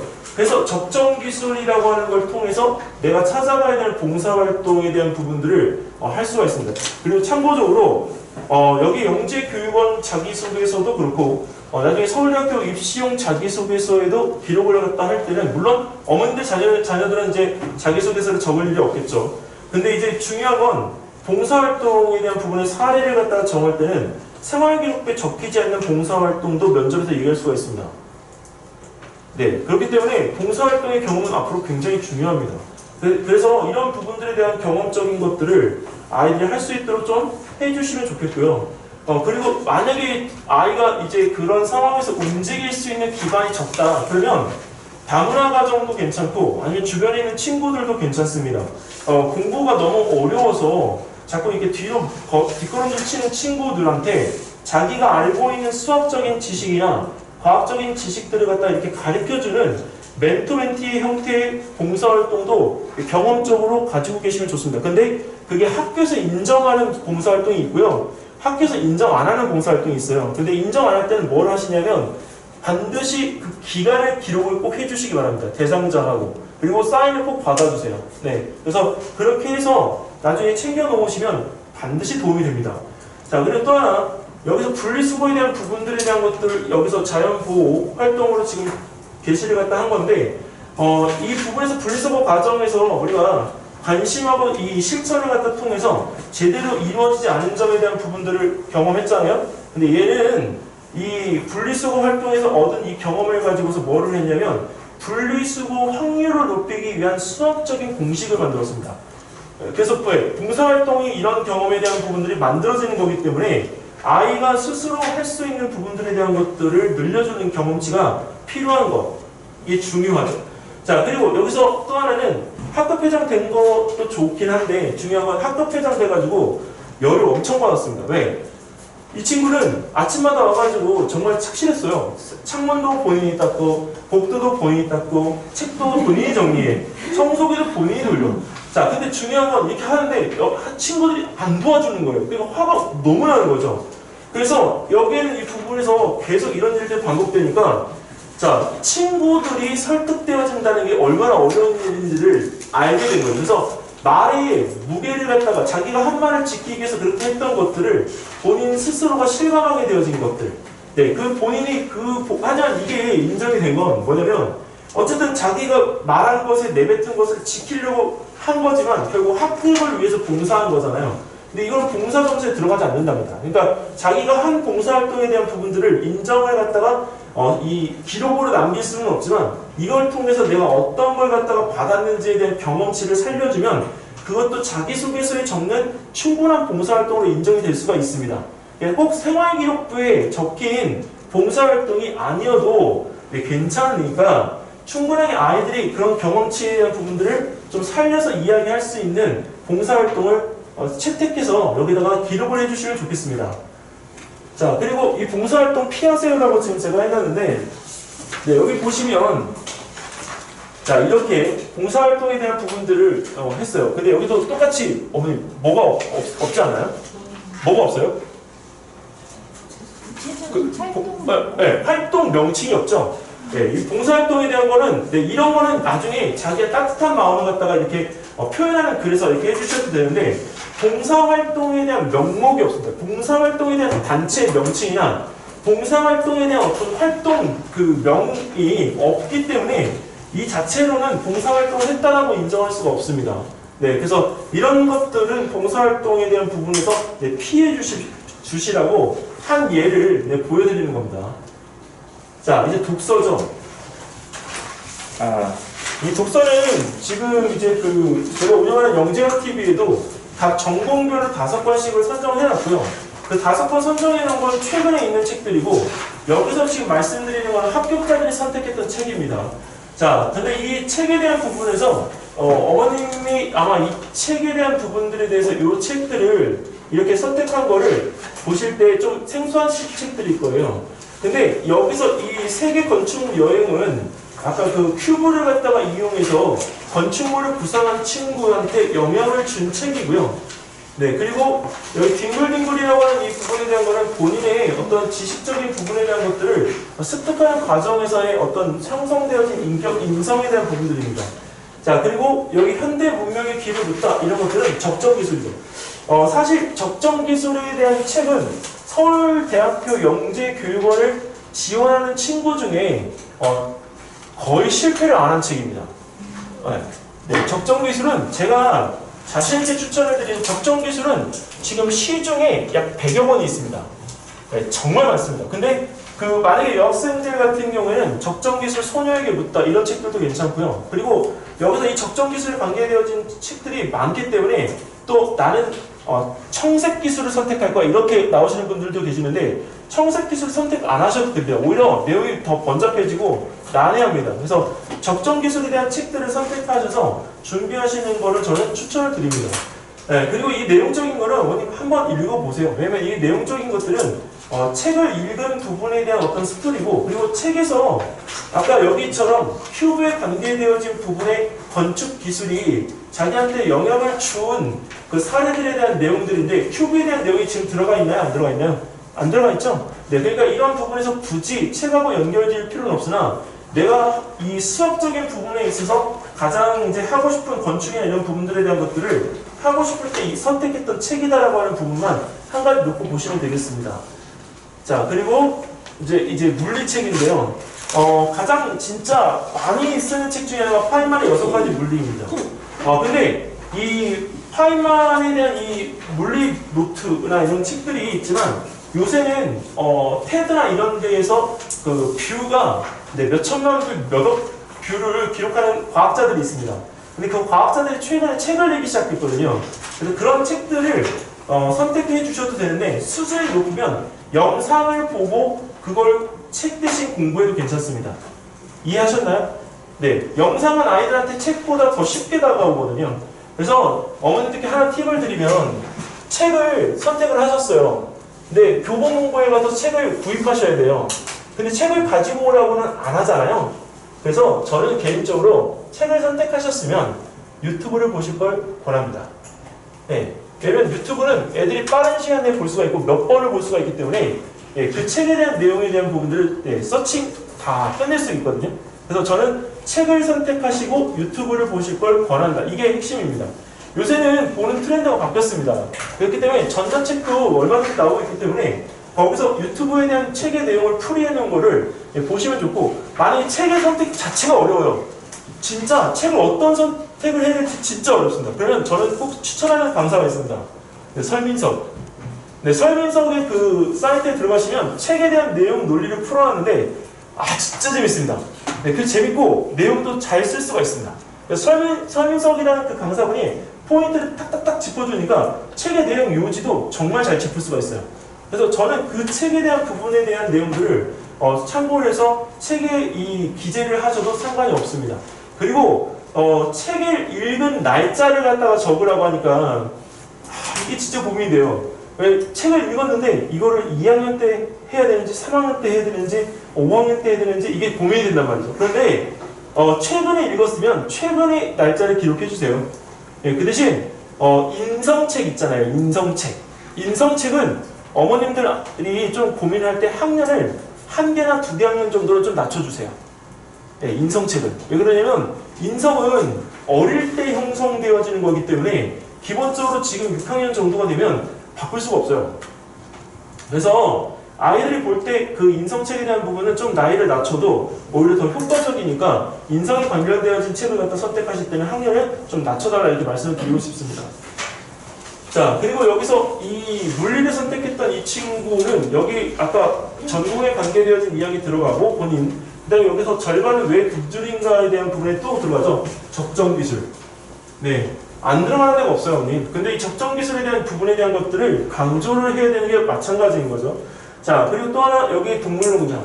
네, 동물농장은 가장 많이 쓰는 영재교육원의 필독서이기도 합니다. 네, 그래서 영재교육원에서 이 동물농장이 안 나오는 해가 없기 때문에 실질적으로 이 동물농장에 대한 부분들은 책에 대한 줄거리도 많이 나와 있고 해서 어머님들께서 그 약간 인문 인성에 관계되어진 결합적인 부분들에 대한 것들을 하실 때는 과감하게 선택하셔도 괜찮습니다. 오히려 교수님들이 이런 책들은 질문을 잘 안 해요. 네, 왜 그럴까요? 너무 뻔하니까. 그래서 오히려 이런 책에 관심을 많이 가집니다. 네. 앞으로 지금에 있어가지고 이 상태가 지속이 되면 인구가 80억에서 지금 현재 얼마지? 13억, 20억인가로 줄어든다고 그러더라고요, 다시. 네, 근데 그런 사태가 오기 전까지는 시간이 지금 있지만 만약에 그렇게 됐을 때 식량에 대한 부분들이나 이런 적정기술에 대한 부분들은 활용 가치가 굉장히 높아지기 때문에 실질적으로 교수들이 물어볼 수 있는 그 바운더리는 여기입니다. 네. 여기도 내용적인 부분에 대한 것들 물어보는 건 뻔합니다. 아, 참! 수학 지원자가 계시면 수학 지원자는 서울대학교 영재교육원에서 과학에 대한 내용도 물어봅니다. 수학학 교수님 중에 그 야구 물리학에 대한 책하고 관련되어지신 분이 계셔서 네, 야구 물리학이라는 책에 대한 내용이 많이 물어봅니다. 그러니까 그런 것들은 참고해 주시기 바랍니다. 예, 야구 물리학이라는 책이 있습니다. 네. 책 안 두껍습니다. 네. 네, 그리고 이 친구 책을 어머니 잘 봐주세요. 이 친구는 생명 지원했던 친구인데 책의 내용이 조금 책 선택이 좀 다른 친구들하고 많이 다릅니다. 기억 전달자라는 이 책은 많이들 이제 알고 있는 책인데 용의 진주. 네, 그리고 네, 멋진 신세계. 저는 영재교육원 이 아이들 책 선택하면서 이 책 두 권을 처음 봤어요. 네, 근데 이 책이 왜 선택이 이제 그 신선했냐면 일단 용의 진주라는 부분에 대한 거는 이 본인이 여기 속임수나 거짓말, 학에 대한 이 부분들을 포함하고 있는 것들에 대한 개체를 설득하는 내용이 나옵니다. 그래서 여기는 이 내용을 통해서 본인이 어떤 판단 기준에 대한 것이 성립되어지는 것을 이야기 언급하는데 그 자체에 대한 부분이 나중에 여기 멋진 신세계로 이어집니다. 그래서 별로 이렇게 생각 없이 책에 대한 선택을 봤었는데 이 책에 대한 선택이 굉장히 컸었다라는 부분들에 대한 것들이 있고 또 하나는 이 친구가 여기는 이 부분에서 그 개체들에서 판단을 갖다 한 내용들에서 자유라는 부분에 대한 것들이 어떻게 형성이 되고 있는지를 알게 되는 책이라서 실제로 여기 그 아까 이야기했던 기억의 전달자라는 책하고도 일맥상통하게 됩니다. 왜냐면 이 기억의 전달자라고 하는 이 부분은 우리가 그 감정에 대한 부분들인데 감정의 자유가 없어지게 되면 사람은 굉장히 협소해지잖아요. 그래서 그런 부분들에 대한 것들을 여기 그 자기소개서에서 풀어낸 내용이 있어서 이 책에 대한 선택이 굉장히 훌륭했다라고 보는 책인데 책의 내용이 내용보다 제목 자체가 조금 시선했던 부분들이 있기 때문에 이건 참고하시라고 일부러 넣어놨습니다. 자, 일단은 이제 서울대가 오늘 끝났고요. 연대는 네, 서울대보다는 조금 빠릅니다. 연대는 일단은 기본적으로 4가지밖에 안 되고 여기는 딱 첫 번째도 두 번째도 세 번째도 그냥 구체적. 네. 그래서 여기 구체적 사실에 대한 거 빼려면 여기는 시체다. 네. 그리고 또 하나는 일단은 실력과 경력의 위주로 연대 자소서는 적어주시라 이렇게 말씀드립니다. KO에서 만약에 상을 받았으면 상을 받았다라고 명시를 꼭 해주세요. 그리고 또 하나는 자기가 지금 배우고 있는 수학이나 과학의 교재명도 기록을 해주십시오. 하이탑 물리 1으로 지금 공부를 하고 있고 이렇게. 네. 그리고 또 하나는 수학에 대한 부분도 정석으로 공부하고 있고 만약에 지금 수원 나가고 있는데 자기가 그 수학에 대한 부분을 낮춰서 거기다 쓸 필요는 없습니다. 자, 실력과 경력으로 그 부분에 대한 걸 반드시 해석을 해주시고 그리고 글자 수 제한이 없기 때문에 글자를 갖다가 적는 데 있어서 일단 짧게 적을 수도 있습니다. 근데 한 가지 어머니 연대가 싫어하는 게 있어요. 글자가 정돈이 안 된 거는 진짜 싫어합니다. 그래서 이거를 적으실 때 나중에 지우개로 지우시고요. 연필로 이 줄 걸어오신 다음에 볼펜, 흑색 볼펜을 사용하셔서 기록을 해주셔야 됩니다. 근데 지금은 이게 아마 올해 같은 경우도 이게 지원자한테만 열릴 거예요. 근데 연대가 이제 홈페이지를 지금 바꾸고 있거든요. 그래서 홈페이지가 바뀌어서 만약에 어머님들한테 열렸을 때 만약에 입력하는 형태면 거기 글자 상관없이 입력하시면 돼요. 근데 작년까지는 어쨌든 쓰는 부분이었기 때문에 저희들이 외부적으로 볼 수는 없어요. 자기소개서 내용은 바뀌진 않았는데 자기소개서가 저희가 다운을 못 받습니다. 아시겠죠? 그러니까 그런 부분에 대해서 글자 수에 대한 부분이 제한이 없으면 어쨌든 다운을 받으셔서 쓰셔야 된다고 하면 반드시 줄을 갖다가 거놓고 써주세요. 그리고 연필로 쓰시면 안 된다고 거기 기록이 돼 있을 거예요. 맨 앞에. 그러니까 적으실 때는 몇 번을 하시더라도 글자 빵긋하게 글자에 자신 없으면 고딕으로 적어달라고 꼭 해주세요. 애들은 고딕은 적습니다. 고딕. 네, 글자 이쁘게 안 써도 되니까 고딕으로 상대방이 발휘해 볼 수 있도록. 네. 자, 그리고 수상 실적은 노골적으로 그 기재를 다 해주십시오. 연대에서 제일 좋아하는 상은 과학부 장관상입니다. 네. 네, 아마 가지고 있는 친구들이 또 있을 텐데 과학부 장관상에 대한 부분이 내가 초등학교에서 거둔 최상의 실적이다 이렇게 노출시켜도 괜찮습니다. 네. 그거 하나만 해도 연대는 이미 1차에서 통과가 될 가능성이 굉장히 높습니다. 네. 자, 그리고 연대 같은 경우는 이 지원하게 된 동기를 갖다가 설명해 보세요라고 하는데, 여기 이 지원 동기는 서울대 영재교육원 참고하셔서 1번 문항을 그대로 옮겨 넣으셔도 괜찮습니다. 그리고 거기에 그동안 조금 못다했던 얘기 추가하시는 게 오히려 낫습니다.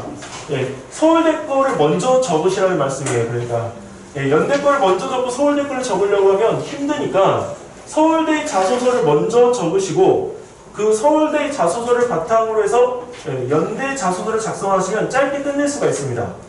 자, 그리고 이제 이 하나를 보여드릴게요, 님.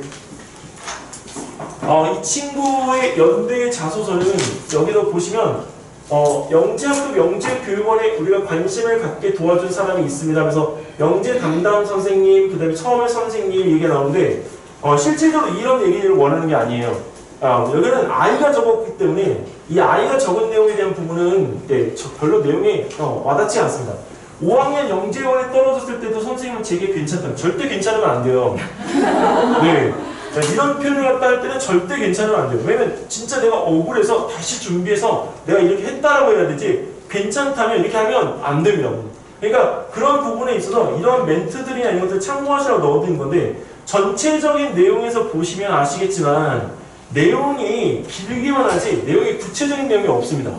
그래서 거기 지금 좀 짧게는 되어져 있지만 보실 수 있을 거예요, 형님. 그래서 그 내용적인 부분에 있어서 요 자체에 대한 걸 참고로 하셔서 이렇게 적으면 연대 영재교육은 1차 자소서에서 서류 전형 통과해서 100% 떨어집니다. 네. 자, 여기 보시면 지원 동기에서 제가 하나 보여드릴게요. 샘플링입니다. 이거 최근 겁니다, 최근 거. 네, 올림피아드 수학의 지름길 1031. 네, 상과정, 정석, A급 원리 다 하는 거잖아요. 요새는 또 책들도 바뀌었잖아요. 블랙라벨, 네, 근데 이런 거 다 바뀌었는데, 예, 이런 부분들에 대한 것들은 여기 인사이트가 들어가는 애들도 있어요. 책 안 나오잖아요, 이제. 네, 근데 인사이트가 들어간다니까요. 그러니까 그런 부분이 있어가지고 그거 다 집어넣는다니까요, 이게. 그게 어떤 건지 아시겠죠, 이제 느낌이. 서울대하고는 또 다르죠. 네, 그렇기 때문에 이 연대는 왜 이런 분위기가 되냐면, 이번에 연대 영재교육원은 아니지만 연대 의대에 있는 그 학생들 뽑는데 영재고 과거 애들이 38명 중에 36명이란 말이에요, 형님. 연대는 무조건 똑똑한 애들을 뽑고 싶어요. 네, 그렇기 때문에 거기 있는 애들에서 이 허용치라는 부분을 두지 않아요. 그냥 끊어버리는 거지. 어차피 들어올 거기 때문에 걔네들은 끊어서 좋은 애들을 갖고 싶은 거지. 이번에 언니 성균관대도 이번에 지금 바뀌었어요. 성균관대가 뭐가 어떻게 됐냐면, 성균관대도 전교 1등 아니면 지원을 하지 말아야 돼요, 지금. 성균관대 의대 자체가요. 바뀌었다니까요. 아예 그냥 성적이 안 되면 아예 학교에서도 말려요. 지금 이제 입시의 상황이, 언님, 이 문이요, 좁아진 게 아니고요, 이걸 끊는 수준으로 바뀌었어요. 네, 예전에는 연대도 4등급, 5등급이 지원을 해서 간단 말이에요. 근데 지금 올해는 힘들어요. 학교장 추천도 받아도 이제 의미도 없어요. 네, 그래서 이 똑똑한 애들을 뽑으려고 연대는 노골적인 걸 되게 우선시하는 겁니다. 교육부에서 그렇게 이걸 박는데도. 자, 그 다음에 여기서 이제 할 때 여기 이 풀리지 않는 문제는 시간이 걸리더라도 풀어내고, 네, 기쁨과 희열뿐만 아니라 새로운 문제에 대한 열정도 풍부해줍니다 하면서 수학만 했잖아요. 근데 연대는 어머님 수학이든 과학이든 수학을 다 적어줘야 됩니다. 네, 그래서 여기 보시면 수학 능력에 대한 부분에서 과학 능력평가 금상에서부터, 네, 수학 과학 경시대에 이르기까지 다수 입상을 하고, 네, 다음 경시대는 KMO입니다. 네, 좋은 성적을 받고 2차 시험에서 우수한 성적을 거두도록, 네, 노력할 것입니다. 이거는, 네, 이 본인이 지원하게 된 동기하고는 굉장히 먼 것 같은데, 네, 네, 진짜 그렇잖아요. 영재교육원에 오는데 이 동기를 적어야 되나요? 근데 이건 왜 그러냐면, 연대의 그 영재교육원 그 수학 부분에선 아이들 케모에 대한 부분에 실전이 먼저 나와요. 예, 그래서 연대 영재교육원은 지원할 때 아이들 그레이드가 일단은 그 수학 같은 경우에 수원을 했느냐 안 했느냐, 예, 그리고 과학 같은 경우에는 물리원 최하 중등 심화까지는 끝내고 가야, 네, 그 다음 수업을 들을 수 있다. 이게 원칙입니다. 그러니까 물리원 화원을 했으면 일단 수업 듣기는 좀 편하지만 금세 또, 네, 어려워져요. 그리고 어머님 연대는 반드시 가면 8명의 사사를 뽑아요. 그 사사에 뽑히면, 예, 영재고의 티켓을 가지고 계신다고 보면 됩니다. 네, 근데 사사에 못 뽑히잖아요. 그럼 우리 다 뭐라고 하죠, 어머니? 내가 그만둔 거야. 네, 이게 지금은 웃을 수 있지만, 네, 그때 가서 어머니 그 말을 해야 되는 입장에서 참 씁니다, 입이. 근데 연대에는 어머니 고등학교 2학년까지의 그 수학을 운영을 해요, 영재원. 근데 거기서 하는 애들은 기본적으로 저희 국내에 있지 않습니다. 예, 거기 김동률이라고 지금 하버드 8년째 가 있는 친구 있잖아요. 연대 영재원 출신이잖아요. 예, 그 친구들 같은 경우는 가서 장학금을 받아서 다니는 친구들이지만 어쨌든 거기서 다 연대 영재원 출신자들이에요. 이게 연대라고 하는 이 부분에 대한 거는 일단 아이들의 상승 욕구도 상승 욕구지만 어머님들이 원하시는 그 다음 단계를 스텝을 갖다 준비할 수 있는 데 있어서는 굉장히 플러스 요소이기 때문에 저는 꼭 붙으셨으면 좋겠어요. 이게 서울대가 안 되고 연대가 됐다고 해서 꼭 슬퍼하지 마시고, 네, 거기서 연대에 대한 부분이 되셨으면 연대에 무조건 졸진해서 꼭 되셔라. 네. 그 대신 그 심층 면접에서는 물질이든 화생이든 생물 문제를 꼭 물어봅니다. 네, 그러니까 책을 한 권 선택하셔서 네, 보고 가시면 좋을 것 같고요. 책이 어떤 걸 물어보냐면 유전 파트나 식물에 대한 그 기작에 대해서 물어보는 책들에 대해서 물어보는 게 많아요. 그러니까 그런 것들의 책은 얇아요, 되게. 그러니까 책 얇은 것들을 선택하셔서 보고 가시면 조금 더 도움될 것 같습니다. 자, 그리고 이거는 네, 이 친구인데요. 여기 보시면 화이트 기출 문제, 물리 수식을 증명하고 공부를. 근데 이거를 어머님 어디다가 지금 이거 하고 있는 거냐면 이 딱 요 내용이요. 기출 문제를 풀고 물리 수식 증명하는 부분에 대한 것들에 대한 것은 최소한 중3 수준 이상이 된다는 얘기를 여기서 하고 있는 겁니다. 그래서 본인이 물리 올림피아드 금상, 그 다음에 공부한 것만 충분히 해낼 수 있다고 생각합니다. 여기 금상이라는 거는 이게 노골적으로 쓸 수 있다는 거가 네, 일단은 좋은 거죠. 네, 그래서 이런 부분에 대한 것들을 적어서 본인이 하고 싶은 것들을 좀 하셨으면 좋겠고, 다른 친구의 자기소개서인데 이 친구도 네, 여기 보면 KMC 경시 본선 대상, 네, 이 아이 그냥 이렇게 들어가 있습니다. 네. 그리고 여기 KMO 시험을 갖다 준비하고 있고, 네, 컴퓨터 관련 공부를 지속하고 있고, 어머니 올해 영재교육원 지원을 하실 때 그 정보 수업을 갖다가 들은 친구들은 정보에서 만약에 수상한 경력이 있으면 그거 꼭 넣어주세요. 올해는. 네. 그리고 거기에서 그 발명품 진행되어진 상도 학교에서 장려상을 받았다고 하지 마시고 입상했으면, 그 다음에 학생탐구 발표대회에서도 입상했으면, 아니 서울시 출전했는데 서울시는 상이 안 나온 경우는 네, 서울시 출전까지 했다라고 명확하게 얘기를 해주세요. 네. 그렇게 해야 이 자기소개서의 지원 동기 부분이 완성이 됩니다. 연대는. 자, 그리고 여기서도 과학동화 읽은 거에서 내가 어떤 것들을 공부했는지, 그리고 어디까지 공부가 되어져 있는지. 근데 이 부분의 포인트는 이거 왜 여기다가 썼냐면 등가속도 직선 운동은 중학교 교육과정에 이 단어가 안 나옵니다.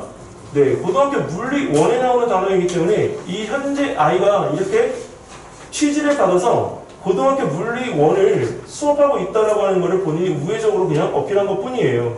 그래서 이런 단어의 나열이 가능한 게 연대 영재교육원이다 이렇게 생각하시면 좀 더 편하실 것 같습니다. 그리고 여기 그 과학 탐구 토론 대회나 그다음에 이제 과학 어떤 UCC 대회나 이런 거에서도 네, 최고의 성적을 거뒀다 이런 표현들에 대한 것들은 다 써주세요. 어머님 쓰시고 싶은 대로 다 쓸 수 있어요. 그러니까 결국은 첫 번째도 마지막도 뭐냐면 내 아이의 자랑을 할 수 있는 영재원이야. 딱 이렇게 생각하시면 진짜 편합니다. 네. 자, 그리고 여기에서 이제 화생 같은 경우도 여기 보이시죠? 고등 수학 상, 화의 심화까지 마무리하고 수원을 들어가 있고 고등물리 1 화학을 접할 수 있게 됐으며, 네. 이게 지금 현재 자기소개서 내용 한자도 안 바꾼 건데 이 자기소개서를 들고 가서 붙었다고 하니까 네. 어머님들이 만약에 내 아이가 여기까지는 안 했는데 거짓말 해야 되나? 그냥 한 대까지만. 네, 한 대까지만. 그리고 또 하나는 지금 하고 있으면 하고 있는 과정을 적으셔도 상관없습니다. 자, 여기 마지막에 보이시죠? 과학기술정보통신부 장관상을 받아서 수학과학에 뛰어난 인재라는 점을 한 번 더 입증했습니다. 요 멘트는 그대로 쓰셔도 됩니다. 요 멘트는. 네. 자, 그리고 이제 여기서도 마찬가지 강점과 약점은 똑같은데요. 여기 이 부분에서 이거는 앞에 서울대의 강점과 약점하고 별반 다르지 않기 때문에 이건 살짝 어머니 뛰어넘을게요. 단지 연대 영재교육원의 강점과 약점은 서울대 강점, 약점을 적는 거하고 좀 내용이 다르니까 참고하셔가지고 어머니들이 문장을 만드실 때 좀 도움을 좀 받으셨으면 좋겠습니다. 이 내용은. 자, 그래서 이렇게 해서 보시고, 여기 이 지금 내용을 보시면 여기 이 친구 같은 경우에 이 자신감하고 발표력이 떨어질 때가 있어서 발표를 할 때는 신중하기보다는 자신감 있게 발표하는 것에 중점을 두기 때문에 단점은 제 노력을 극복할 수 있다고 생각합니다. 이 멘트도 어머님들이 이용을 하셔도 되는데 어머니는 아이들에 맞게끔 좀 바꾸셔도 됩니다. 왜냐면 이게 자신감하고 발표력이 떨어진다는 이 표현의 이 단점이 보완되어지는 내용이 전체 그 약점으로 제시가 되어지는 내용이 절반 정도 됩니다. 예, 진짜 많아요. 그래서 이 어차피 내용적인 부분에 그 내용은 크게 차이가 없거든요. 그럼 연대는 차이가 없다면 강점, 약점으로 이 판단을 할까요? 아니죠. 1번 문제에서 다 끝나겠죠. 네. 그리고 나중에 가서 여기 넘어가면 여기 수학과학적인 능력인데 이 부분에 대한 거는 어머님 제가 사실은 원래 이거를 공개를 해주면 안 돼요. 왜 공개를 해드리냐면 연대는 이 부분에 대한 거 공개가 되어지면 나중에 다 이렇게 지금 표현할 거기 때문에 여기서 이 자체에 대한 이 과학적인 흥미는 아까 서울대하고 다르지 않은데요. 여기 한번 잠깐 보여드릴게요. 네. 서울대학교의 과학적 탐구 능력과 수학적 탐구 능력을 적을 때 우리는 수식을 적지 않는 줄 알고 있습니다. 네, 모든 걸 다 증명으로 시작해서 증명으로 끝내도 상관없습니다. 네. 그리고 거기에 도형을 집어넣어도 상관없습니다. 네. 이 팁을 드리는 이유는 연대 자기소개서는 일단 틀이 없고 기본적으로 그림에 대한 부분들이나 이런 것들을 넣어도 상관이 없습니다. 근데 증명을 하다 보면 그림이 분명히 필요한데 그림을 보통 안 집어넣거든요. 그러면 연대 자기소개서에는 뭘 집어넣으면 되냐면 표나 그래프를 집어넣어도 상관이 없습니다. 네. 그래서 여기 3번 문제에서 내가 과학적인 흥미를 가지고 있는 것, 그 부분에서 그래프든지 도형이든지 수학 문제 풀이든지 아니면 과학적인 탐구에 대한 부분에서 내가 진행했던 내용이든지 상관없으니까 그 부분에서 그 내용들을 정리해서 넣어달라고 제가 보여드리는 겁니다. 그래서 이거는 제가 가지고 있는 소스에 대한 부분들에 대해서 여러 가지들을 다양하게 지금 언급을 했습니다.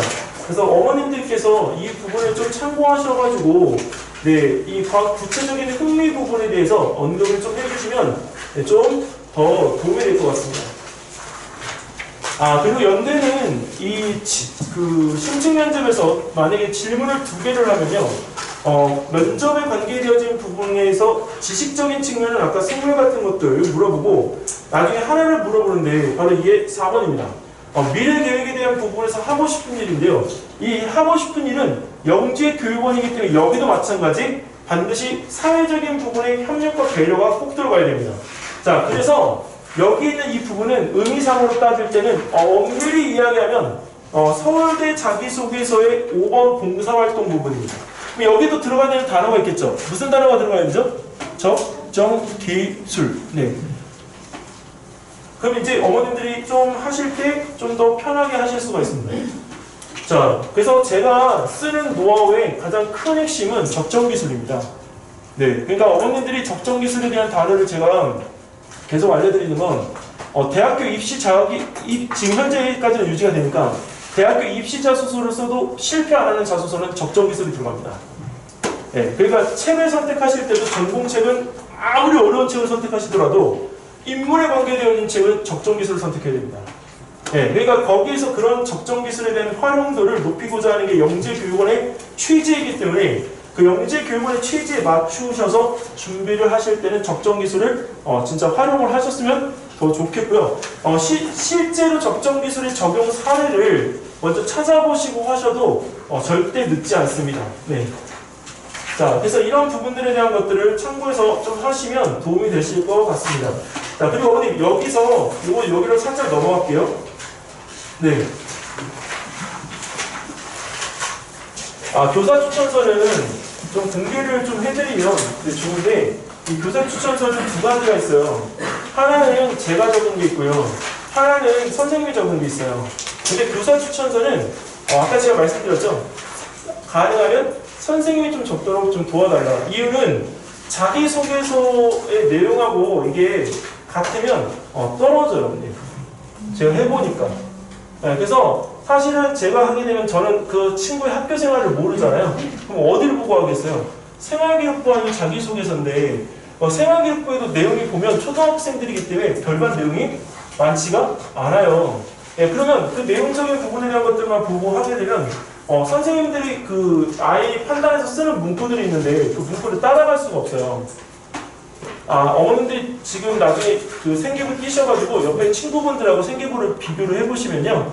학교가 다른데도 불구하고 배운 단어의 명칭만 다르지 문구는 똑같습니다. 네, 그렇기 때문에 그 문구를 따라갈 수가 없다고요. 네, 교사들이 쓰는 문구. 네. 자, 그리고 여기서 항목 부분에서 어머니들이 이번에도 그 물어보시던데 절대 선생님들이 자기가 추천하는 애들을 여기 이게 다 좋다 해놓고 여기 가서 어머니 추천하지 않습니다. 이렇게 안 하세요. 네, 이거를 물어보시는데 안 그래요. 어머니. 여기 학교에서 추천서를 쓰는 거기 때문에 여기서 만약에 이 추천에 대한 부분들에 대해서 이쪽에선 갈릴 수는 있으나 네, 가능하면 여기는 이 부분에 대한 것들은 절대 적지 않으십니다. 그러니까 걱정 안 하셔도 돼요. 그 대신 나중에 선생님께서 어느 부분을 좀 이렇게 강조해 드릴까요? 라고 물어보시면 네, 이 부분에 대한 멘트나 이런 것들 다 적잖아요. 근데 여기서 여기 그 추가적으로 기술을 해야 될 내용에서 솔직 담백하게 네, 학생이 수업 시간에 좀 이렇게 영특하게 좀 보이는 부분들이 있으면 사례를 사례 중심으로 좀 기술해 주세요라고 꼭 말씀을 해주세요. 네, 그 학교에서 사례 중심으로 어떤 일들이 있었는지 좀 이렇게 잘 적어주시면 선생님 좋은 일이 있을 것 같아요. 이렇게 얘기해 주시면 네. 아니 선생님들이 왜냐면 이 영재교육원도 선생님들이 아이들 자체가 가는 거기 때문에 초등학교 선생님들 같은 경우는 어쨌든 간에 이게 굉장히 큰 일이거든요. 네, 그러니까 그런 부분에 있어서 아이들이 좀 잘 가서 있는 것도 선생님의 어떤 어떻게 복이 거죠. 그러니까 이런 부분에 있어가지고 그 방향을 몰라서 못 적는 거지 선생님들이 안 적어주려고 하지는 않아요. 근데 어머니 초등학교 선생님들이요 영재교육원에 관계되어진 부분들에 대해서 잘 아시는 분이 없어요. 더군다나 이제 영재 학급도 없어지고 있잖아요. 점점 없어지고 있는 학교들도 많아서 영재 학급 외에 영재 교육원이 교육청하고 대학교 중심으로만 갑니다. 그러면 그 안에서 진행되는 것들은 실질적으로 거기 수업을 들어가지 않으시는 선생님들은 아이의 상황이나 수업 내용에 대해서 잘 모르시는 경우들이 많습니다. 네, 그래서 그런 부분들에 대한 거 잘 모르시니까 학교에서 이 벌어진 일들 중에 그 사례별로 사례 중심으로 기록을 해달라고 말씀을 해주시면 그 내용은 충분히 하실 수가 있는 거기 때문에 여기다 내용이 진짜 알차게 적히게 돼요. 네, 자기소개서는 굉장히 구체적인데 이게 두리뭉실해져 버리면 그건 좀 모양새가 이상하잖아요. 네, 자 그리고 이 추천서를 어머니 절대 뜯어보지 마십시오. 네, 선생님이 주셨다고 해서 봉투를 뜯으셔가지고 보시는 경우는 절대 안 됩니다. 그건 100% 탈락입니다. 네, 그럼 탈락하게 되는 경우는 어머님 책임이에요. 뜯어보신 분. 네, 그러니까 절대 뜯어보지 마시고 학교에서 발표를 하고 요새처럼 온라인으로 지휘대로 접속해가지고 입력하는 경우는 상관없는데 이 분봉에서 해야 되는 경우는 절대 뜯어보지 마세요. 네, 그래서 간섭 불가. 간섭을 갖다가 하게 되는 경우는 네, 이게 불편해집니다. 그러니까 절대 선생님한테 너무 이렇게 피곤하지 않도록 네, 해주셨으면 좋겠습니다. 자, 우리 산출물 준비인데요. 오늘 이 마지막인데 제가 이 그림 이미지만 가지고 왔어요. 자, 산출물이 없으신 분 혹시? 네, 그럼 어머님들은 오늘 가셔서 A4지를 이 구획을 나누셔가지고 탐구 동기, 탐구 목표, 그다음에 방법 결과에 대한 부분하고 결론, 발전 방향에 대한 부분들을 이렇게 한 페이지 안에 다 적어주세요. 그 대신 필요한 사진들이나 이런 것들은 아이가 안 나오잖아요. 그러니까 그 부분에서 필요한 사진들이나 이런 것들은 인터넷에서 실험을 진행한 논문이나 아니면 그 이미지가 있어요. 그래서 그런 부분들에 대한 것들을 본인이 거기서 조사한 내용으로 기록을 갖다가 해주세요. 그리고 여기 이 자료 탐구 결론은 제가 이 부분에 대한 추천을 드리는 이유는 실험이 없어도 통계치만 가지고 만든 자료 조사 보고서가 있어요.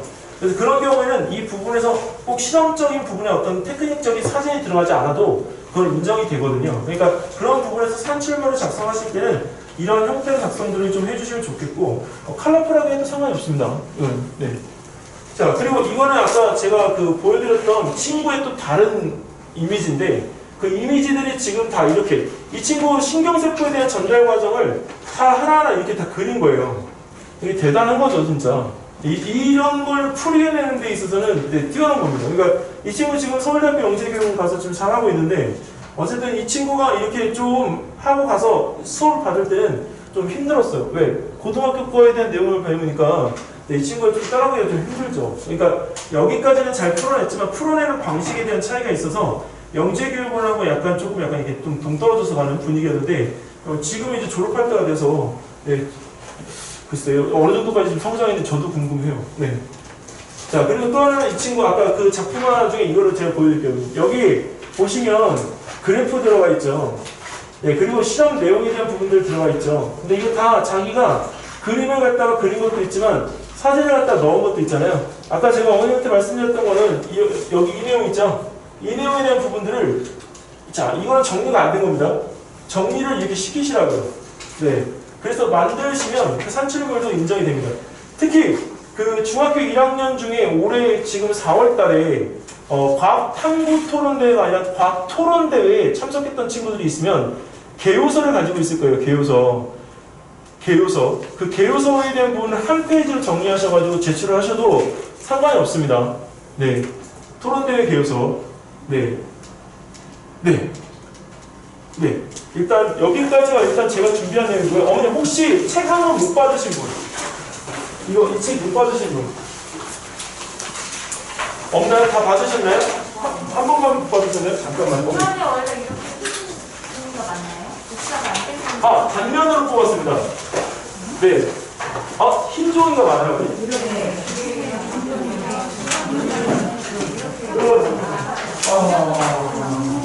어머니 제가 파일을 보여드릴게요.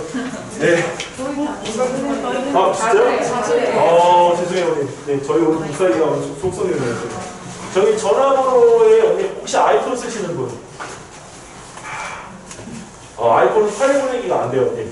네, 그래서 그거는 카톡을 등록을 해서 실장님이 보내시라고 말씀드릴게요. 그 대신 한 가지 약속을 드려요. 이 자료가 오늘 밖에 외부에 돌리면 안 돼요. 네, 이거는 어디 거냐면 제가 예전에 미래탐구에 있을 때 이게 받아서 썼던 자료인데 지금은 이 자료가 미래탐구에서도 없어요. 네, 근데 이게 타임교육부거든요. 그러니까 이 자료가 너무 좋아요. 근데 이 자료는 어머님들께 드린 자료는 이게 교사용 자료예요, 어머님. 그래서 제가 교사용을 드리는 이유는 뭐냐? 채워지지 않은 내용을 갖다가 저희가 전달을 드리면 어머님이 어떻게 아이를 지도하실지를 몰라요. 네, 그러니까 그 자기소개서 그 교사용 지도 자료를 보내드릴 테니까 외부에다 제발 돌리지 마세요, 진짜. 네, 근데 그리고 또 하나는 그 영재원 자기소개서 자료는 이제 자기소개서가 없어지잖아요. 근데 어디까지는 가지고 계셔야 되냐면 영재고 입시 자기소개서 작성까지는 가지고 계셔야 돼요. 이 이유를 말씀을 드리는 건 어머님들이 한 가지 더 아셔야 될 건 잠깐만요, 어머님.